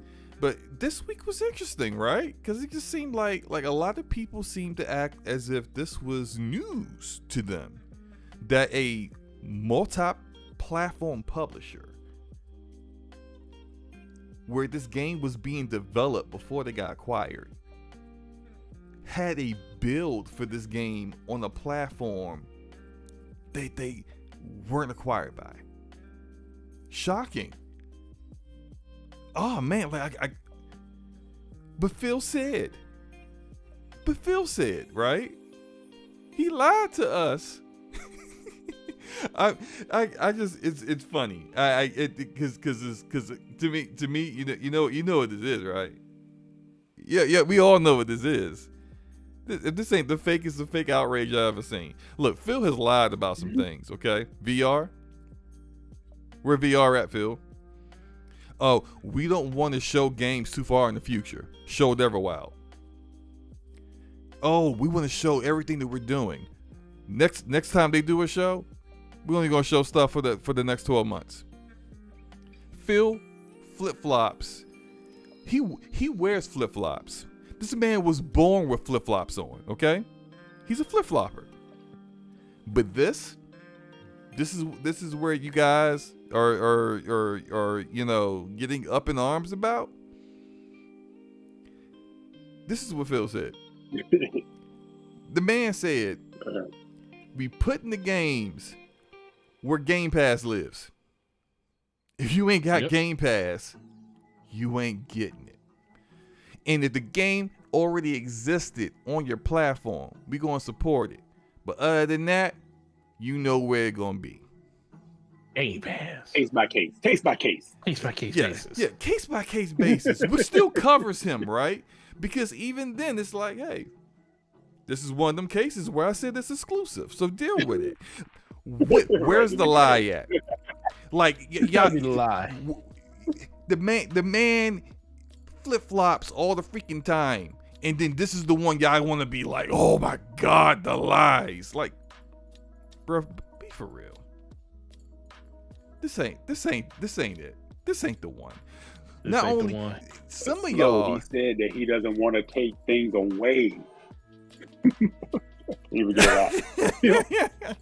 Which he will. He absolutely will. Right. Let him get ABK.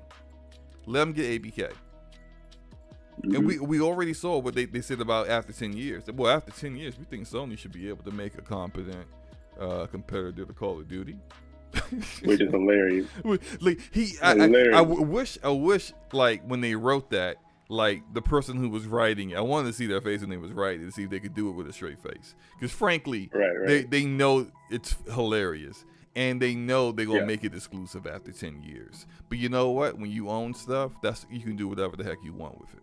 You own stuff, you have the power. Right. You know that kind of statement is sort of like that thing where like I remember like my wife worked for like a private school, right? Like her first year, and they have like ski week, like in February.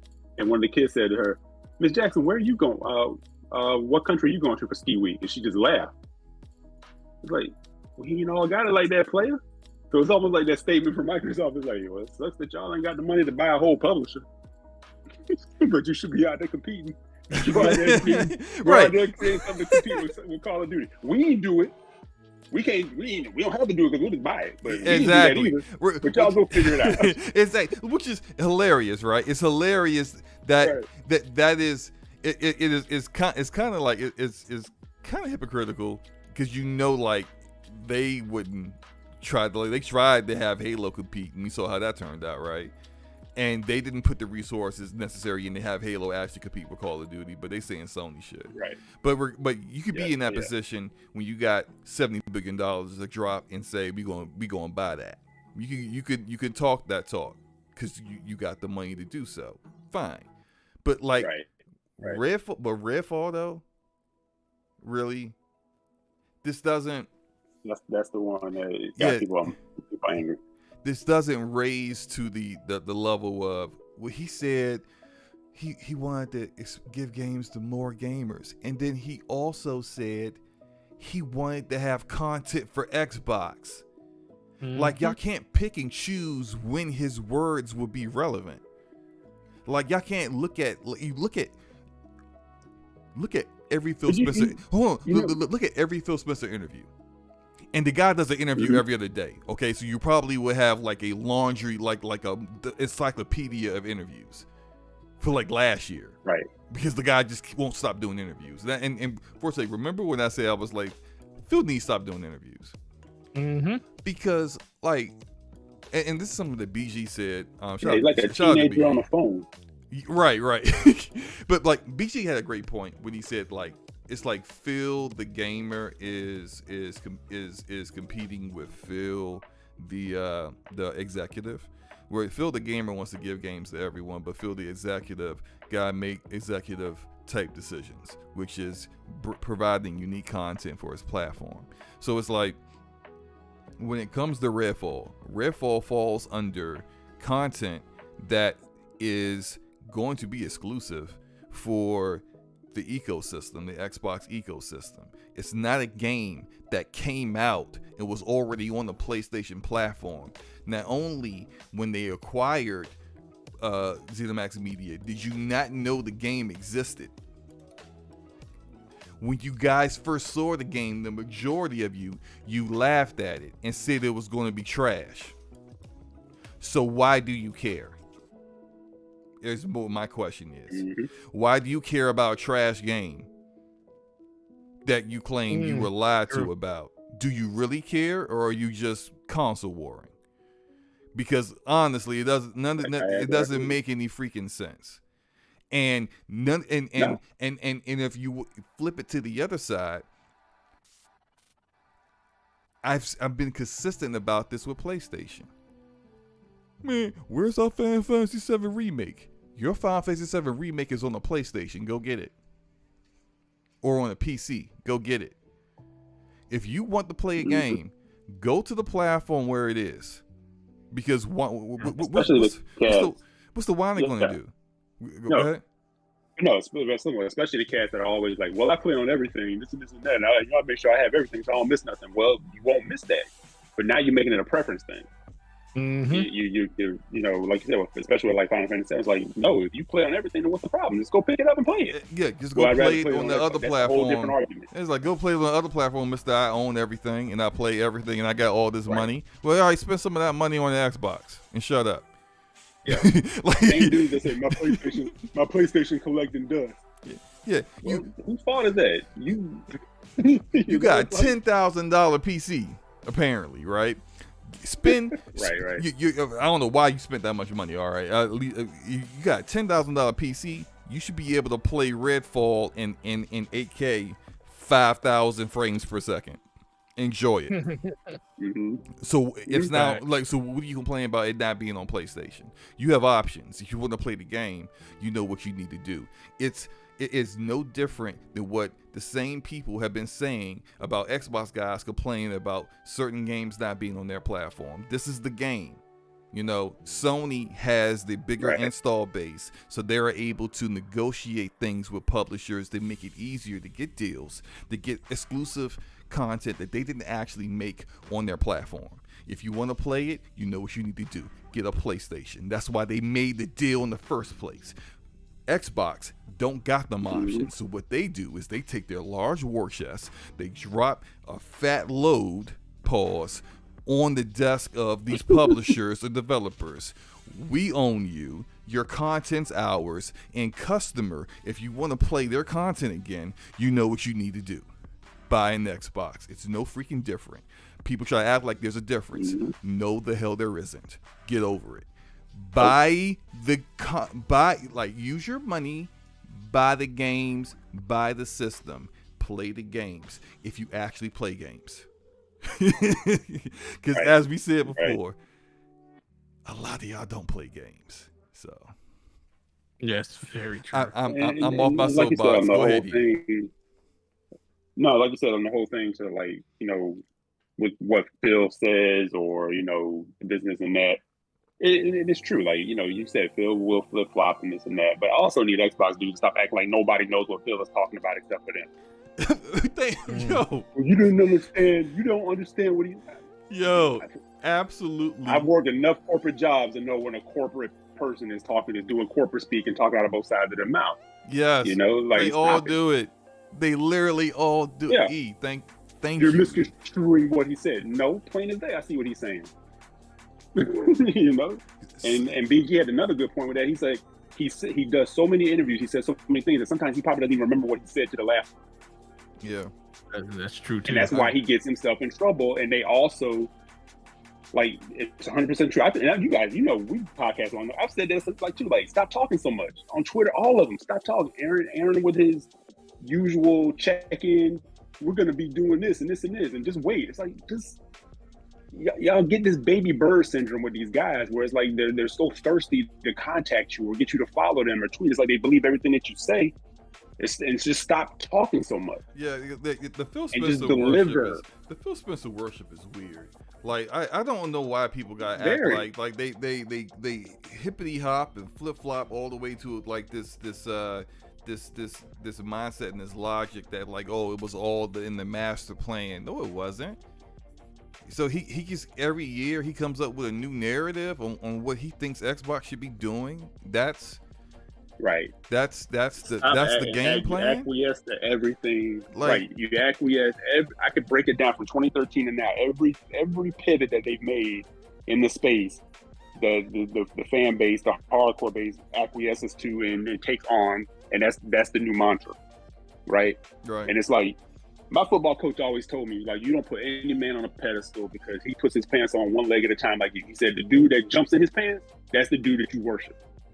But stop worshiping these dudes. It's like, and allow Phil to be human. Like if he's gonna trip on his dick, let him trip on his dick. Let him be human, but stop trying to make everybody else feel stupid.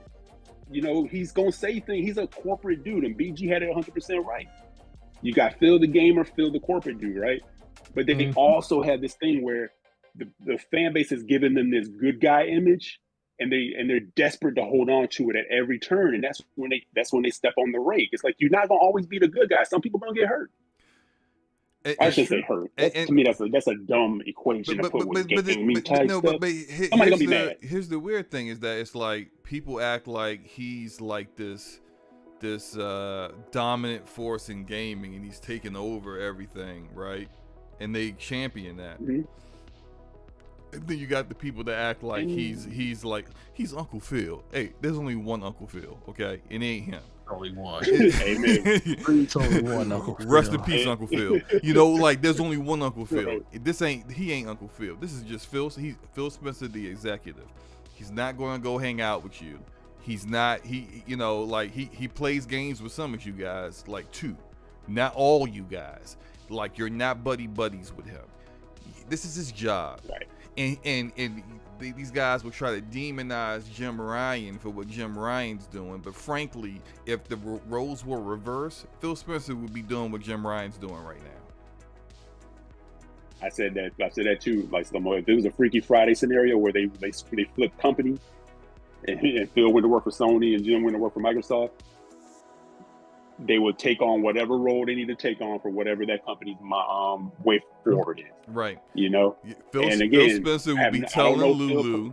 Right. Phil Spencer would be telling Lulu, I don't care about a deal. I want to block your merger. And Jim Ryan would be throwing money up in the air like Scrooge McDuck and buying anything and everything he could get his hands on. They are literally just executives playing the hand that is dealt them. And it doesn't make them evil. It doesn't make one guy evil. It doesn't make another guy a saint. They're like you said, they're just human beings out here. And frankly, like, it's weird that people demonize one and then idolize the other, and then back and forth for literally depending on which color that you bleed. They act like the other is the opposite. And all I'm saying is, this ain't the hill. Redfall is not the hill to say Phil Spencer's a liar on. There's a lot of other stuff you can say Phil Spencer lied to me about. But this ain't it. And it's like I asked you guys last night on Brow, but what's the end game with it? Okay, so Phil lied. And what's next? Yeah. It's like, got him. Okay, what's next? Probably won't be the last time he said something that didn't quite make sense or went sideways. Yeah. Welcome to corporate America. Forte, you mad quiet over there. What are your thoughts, sir, man?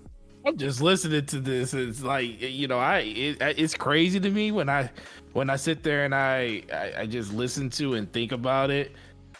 The fact that people really believe that there wasn't a PlayStation version, and I'm like, there was always a PlayStation version. It just happened to get canceled because Microsoft said we wanted to be exclusive to our platform, and it gave them a reason to do it.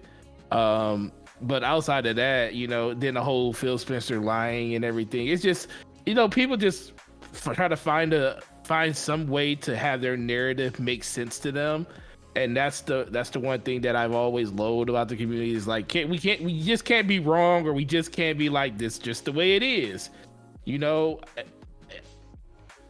conversation was, is they going to make the games exclusive? This was like a conversation for over a year until it finally actually happened. And then, they finally announced that, Bethesda games are going to be exclusive. And, I think it's just a lot of different things that happen from that. I'm not shocked at all. As soon as I saw the news, I was like, this is definitely not news, but everybody's going to make it news because it's a talking point, and one side is going to be like, see, told you they're going to take games away. Now, I do think that this does kind of help Sony in the interim right now, due to like all the stuff that's going on with regulators and stuff, like, hey, they just got that motion filed that they have to reveal like all the stuff that's going on with the ABK, not the ABK, but with the Bethesda 10-year deal. Deals. Well, the ZeniMax deal and everything. The ZeniMax deal, because they said, hey, you said you the way you were talking before, how do we know you're not going to do this with ABK? But even though we already know that's going to happen. They were intentionally vague. Very publicly. vague. Like I remember the back and forth. I remember the Colin Moriarty saying they would be fools to not keep everything multi-plat, exclusive, and using words that Phil Spencer said that justified his reasoning. I remember people being on the exact opposite side using words that Phil Spencer said and Matt Booty said to justify that it would be exclusive. And they never were definitive about anything. And anytime an interviewer asked them a direct question about it back then, they will always lean on legally we can't answer that question yet, which is funny because legally they're answering that question like crazy right now. But like back then they were just, legally we don't own it yet, so we can't say what we would do with it. But like clearly they were trying to hide the fact that they were definitely going to keep it exclusive, because as we saw, once they got the official word on it, they made it exclusive. So like this, like anyone's like, oh well, they told us like these games would be everywhere. That wasn't true. For ZeniMax Media, that wasn't true. And the things they're saying now, for like it's obvious what they're doing now. They are saying whatever it takes to get regulators to approve this deal. So whatever year period you want to put on ABK, just as long as it's not indefinite, they're fine with. They might go beyond 10 years. We don't know, right? But like, there will be an end date. And when there's an end date, it'll be exclusive. Go ahead. Right. No, I was saying, I see like Dorian Gray's throwing out like a bunch of other companies who have made acquisitions and acquired, and you're not wrong in saying that, but the difference is when no one said anything to Microsoft when they acquired X amount of studios until they got to the one that had one of the biggest games in the world in it, and B, it's almost 70 million. Well, 70 million? 70 billion? 70 billion, yeah. Those are when you get the numbers that Grandpa just woke up from his nap. He wasn't paying attention when you were just running around the house, but when you started breaking shit, Grandpa woke up. So no one's sicking anybody on it, but when you get into that kind of money and that kind of, you're getting into an IP that everybody kind of recognizes, that's why the lights got turned on. Yeah. But not many companies can do what they're doing. Yeah, like I'm pretty sure before Sony was like, oh, it's just Ninja Theory. I mean, we like them, we like their games, but I mean, we can eat that loss. It's just Obsidian. We like their games. That's fine. We can eat that loss, right?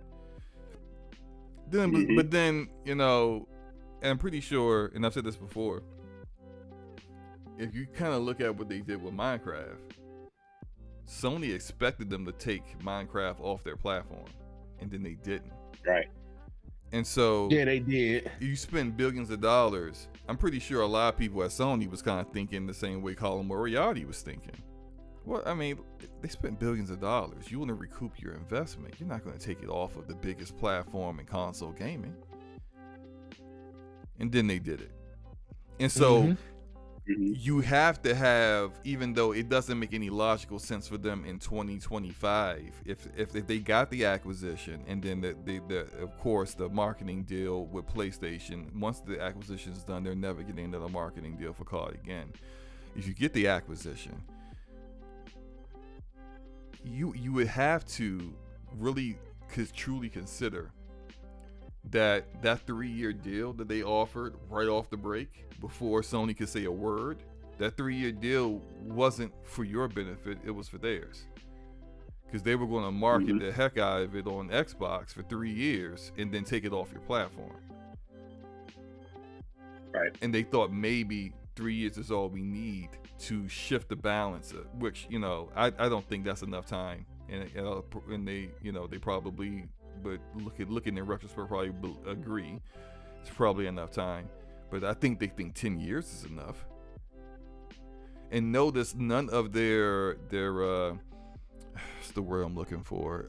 None of the things that they've delivered, their remedies to the EU, the FTC, the CMA, has anything to do with Blizzard games, King Games. They talking like just Call of Duty.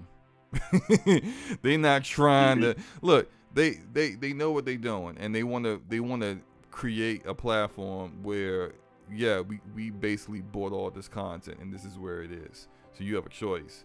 You can whine about it, or you can play the games and shut up. Right. I mean, that's this just like the alpha and omega of it, the beginning and the end of it. You can refuse the play ball and deprive yourself of the content, and maybe it's not all the content that appeals to you anyway. So hey, no big loss. But if you want to play it, you know what you gotta do, bruh. And it's the same thing you've been telling Xbox gamers they gotta do for years. Buy the platform, play the game. Mm-hmm. So yeah, let's move on to this last topic because I know we getting a little late in the night, but late in the night. Shout out to voice actors, man. I like actors, especially the Hollywood actor types, because they think so little of NDAs because they're like I'm a big actor. What do I care, right? They think so little of these NDAs. You ain't gonna tell me what I'm gonna say.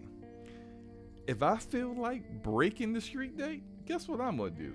I'm gonna break the street date, right?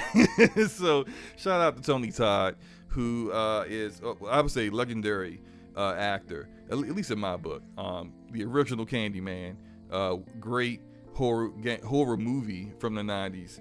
He's done great voice acting, and what did he do recently? That was Zoom. He played the villain Zoom on the Flash TV show. I know the show's not that great, but he did a great job. But he's got an awesome voice, and he's playing Venom in Spider-Man 2. And there was a tweet that came out. I think, let me see if I can find what it was talking about. It was a tweet that came out where I think he was responding to somebody on Twitter, and he just very openly stated the game's coming out in September. He said, looks like September! ! Massive publicity coming in August. Commercials start dropping. He got the whole marketing plan. He probably had the itinerary right in his hand. He was just reading it, the list off as he was typing. Commercials start dropping in August. So I'm told, hold your breath. Going to be necessary. And it's just shout out to him, because we know Sony was angry about that. Yeah. We know they was big mad about that. But shout out to him. We got September as the release date, and I think that's freaking awesome. Because you know what else comes out in September? Starfield. Literally, 4 days later or something? Well, we don't know the exact date. We don't know the exact date. The beginning of the month. Yeah, Starfield's September 6th. Yeah, so that's the first week of September. And whenever Spider-Man shows up. Came out September, I believe it was September 7th the year it came out. Yeah, back in 2018. It doesn't guarantee it's going to be that early again, but we know how Sony don't care. It should be. It should be the same week. I don't think Sony afraid of Starfield. I wouldn't be. I mean, I'm not much of a Bethesda fan, so of course I wouldn't be. I know what I'm playing in September. Don't know about you guys, but I'm playing Spider-Man 2. Forget a Starfield. Yeah, I'll be playing Spider-Man. Yeah, and that doesn't have any kind of of course there are going to be people well, in a year from now, who's going to be playing Spider-Man over Starfield? Well, you know what? Spider-Man's not an RPG. Spider-Man's not a Bethesda RPG that's intended for you to be playing for and milking you for years. They expect you to enjoy it, have fun with it, and then put it down and play something else. So, yeah, in September, that's what I'm playing. But I think it's awesome. I think that around September, it's going to be very interesting to see how the gaming community chooses to choose where they choose to spend their time. What do you think, Eric?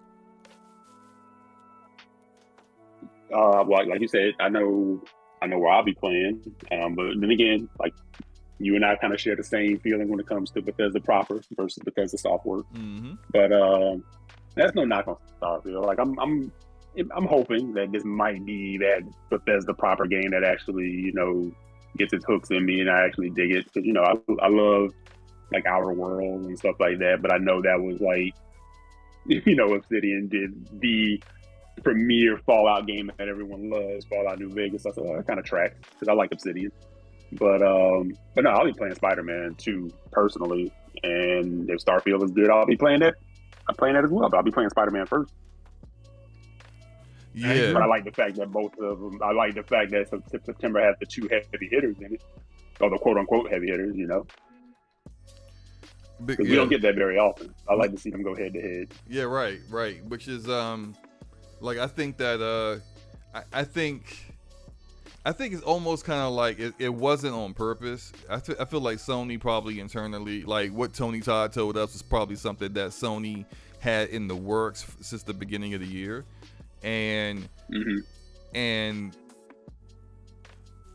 just Starfield ending up in September is more to do with the fact that we haven't had any kind of Sony showcase, which is like ridiculous, and Sony deserves all the smoke in the world and then some for going almost 2 years now with no showcase. Because there's no information, and so therefore, like Xbox just, if they wanted to avoid Spider-Man 2, it was hard to do so, considering you don't know anything that Sony's doing. No one does, and they intended on Starfield being out before June. It got delayed. Considering it's only a 3-month delay, it's probably more of a polished delay, which frankly good, because you know how Bethesda games launch. I still expect it to have a ton of bugs. I still expect it to come out buggy. right, because it's Bethesda, right? So, but regardless, at least they'll have less bugs. They got to live up to their nickname. Yeah, at least they'll have less bugs. It's a new engine too, right? It's the same engine, they just updated. So, yeah, but I mean, it'll still be buggy, and it's just. Less bugs probably than it likely would have had if it came out in May or June, which is fine. But, it's kind of like an unintended result, which I'm still all in for, because I think it's going to be an interesting time. And it's been a great year so far. I mean, like, you're going to have Zelda coming out and a lot of other big games dropping, Jedi Survivor and stuff. So, like, this year is really starting to turn out to be really, really good, especially with some unintended games that were really great. But I mean, like, back to Spider-Man, Forte, already, I don't even know. Go ahead. You like Bethesda games? Yeah, I played. Well, I know you ain't playing Spider-Man because you didn't play Spider-Man 2018. Yeah, so didn't play it. So I already know which game you're playing, which camp I'm playing Starfield just because I'm not really in. The only reason I really wasn't into Bethesda games because I'm not really into the medieval things that they were doing. But I'm super into the sci-fi, so I'm definitely gonna try out. Now, it doesn't mean I'm gonna like it. It just depends on if it's something that sticks with me. But I'm definitely gonna jump into Starfield just because I like that type of aesthetic and that type of atmosphere that they're building in that game. But who knows, man? I might. Wolverine is the one I'm looking forward to. God dang it! I'm waiting for that. I mean, that's going to be a while though. That's the one I'm waiting for. I'll be there day one for that one. I kind of feel like Wolverine might be like 2025. It might be 2025. I think they'll give it But then again, we are talking about Insomniac here, and they do turn out games like water. Yes, they are the most consistently high quality developing studio that's out there. So if anyone can drop it in 2024, somehow it's them. But I just kind of, I just think, like, realistically, even though they are amazing at being able to be efficient in how they develop their games, I still kind of feel like 2025 is just more realistic. I agree. I agree with that. But I mean, which one? Okay, this will be my last question on it. No, ask more. I like when you talk. Which one's going to review higher? Because we already know which one's going to sell more. It's going to be Spider-Man. Because with I think initially Spider-Man would sell more. I could agree with that initially. Because PC gamers don't care for Game Pass. They will buy it on Steam, and that's primarily where the Bethesda in-house community really is. And we saw how Skyrim. So yeah, I think initially, the holiday season, Spider-Man will sell more, and then maybe 2 years down the road, we see that Starfield is still selling or whatever. Yep, that's why I think. That's where I think it is. I'm sorry, what'd you say? I said, but which one do you think ends up selling more? Oh yeah, that did. Honestly, I think for what you just said, I think Starfield will sell really well on Steam. But you got the Game Pass factor on the console side of it, right? But I think overall, I think overall, Spider-Man will probably sell more. But it'll be hard to tell because, again, Microsoft doesn't release numbers. So we might not know either way. That's true. Might not we'll know the anything. Steam numbers most likely, but we won't know necessarily on the Xbox side of it. But just taking a stab at it, just for the overall mass appeal, my guess would be Spider-Man will probably sell more, actual copies.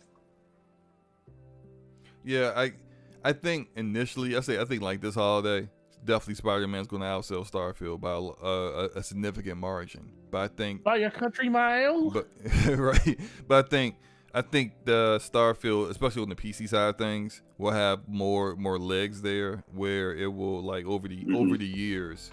If you looked at it in 2026, you will see Starfield it has eclipsed Spider-Man, or something like that. I just kind of think the sales tail on it will be longer than what you'll get from Spider-Man. I think this Spider-Man will stop selling as soon as they drop Miles Morales 2. Or something like that. You'll see the sales probably will drop off a cliff before then, but then they'll just go no one buys 2018 Spider-Man no more. Right, especially after they probably definitely stopped buying it once Miles Morales came out and they packaged the remaster of 2018 into Miles Morales. So it's just you can kind of see the way Sony markets their games and how they do it. They have a different strategy than Bethesda ZeniMax Media does when they market their stuff, which they still have their own marketing team, which people don't really realize. But so they still have their own game plan on how they intend to market their games that doesn't have anything to do with Microsoft marketing whatsoever. So I think you can kind of expect those historical things with the way those sales work to continue going forward. Blade X says Miles has been charting for 3 years slow mo. Yes, it has. And I don't expect Miles to chart any longer after Spider-Man 2 comes out. After Spider-Man 2 comes out, I think those sales are going to die. Yeah, it's a wrap. It's a wrap for that at that point, because there's a new game in town that gives you exactly what you got before, and hopefully, I'm hoping, gameplay-wise, is even better than what Miles Morales. Miles Morales' gameplay was better than Spider-Man's gameplay. I hope and expect Spider-Man 2's gameplay to also improve upon what they already built on. And if that's the case, there's just really no reason to go back to Miles. I just don't see it. But that's the show. Agreed.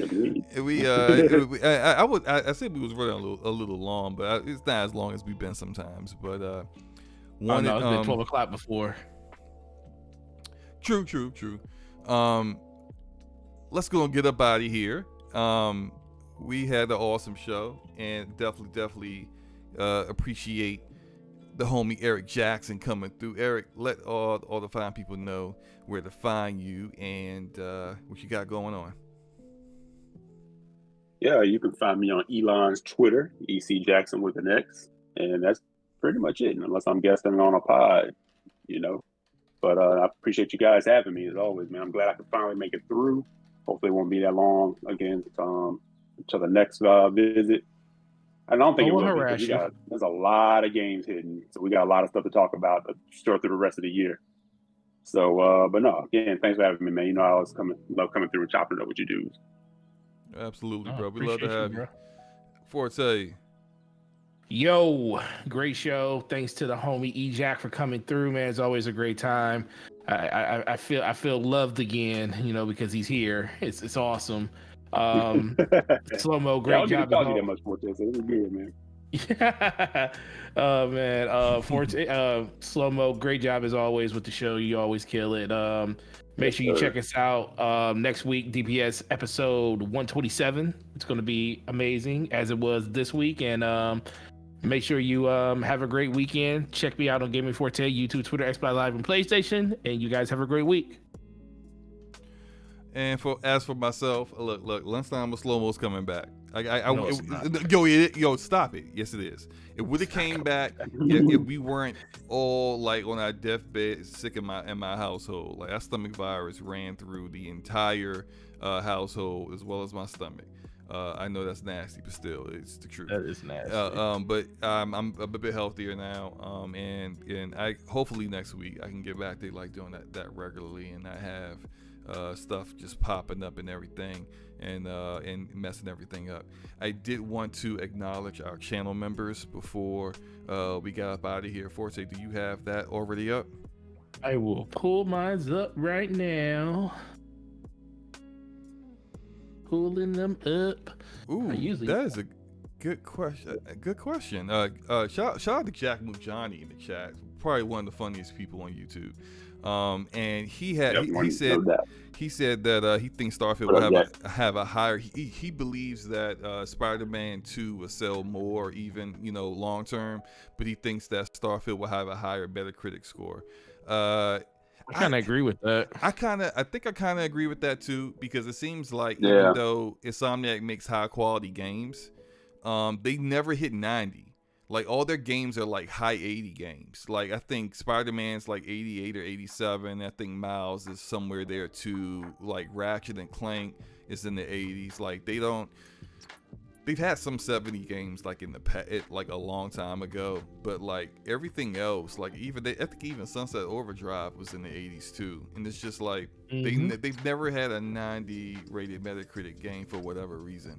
And look, I am no fan of Bethesda, so people are going to take this as slander, and I don't care. Games media love that overrated garbage. So, oh my God. Okay, not garbage, just overrated content. They love it. They give it not like Fallout 4 being rated. Wasn't that rated in the 90s? Like I think that's egregious, but whatever. Yeah, they love them charming bugs and ham faces. Yeah, they call their bugs charming. Anyone else has bugs like that, it's egregious and disrespectful to my sensibilities, right? But whatever. So I could definitely agree that Starfield will probably have a higher Metacritic. Probably not by a lot, because I don't expect Insomniac to be less than like an 88 or something. I don't expect Spider-Man 2 to be less than 88, but Starfield's probably gonna be like a low 90s game, I think.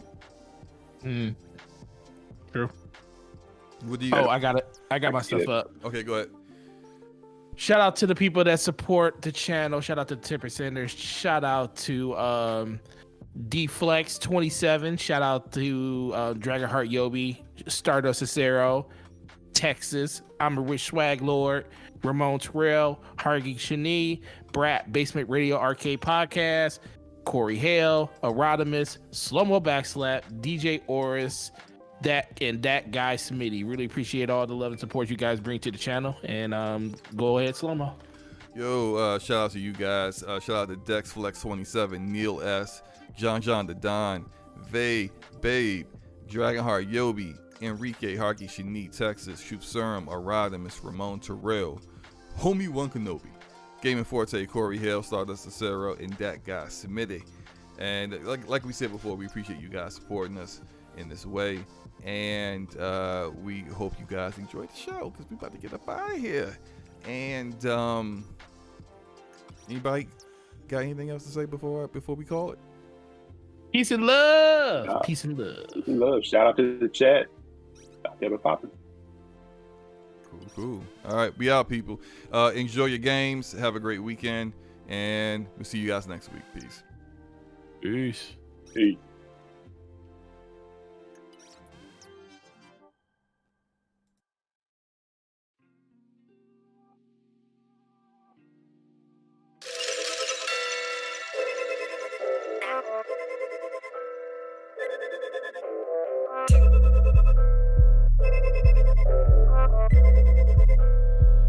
Eyes of Guardian.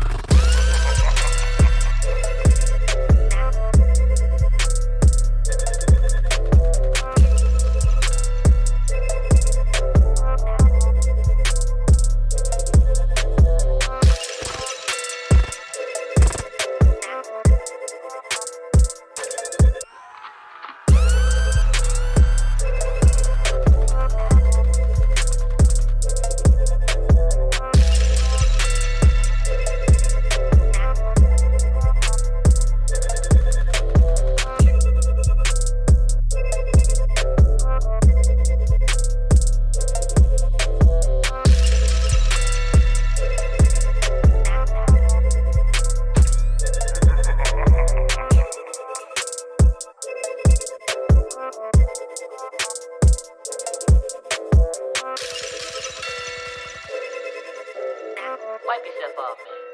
You did.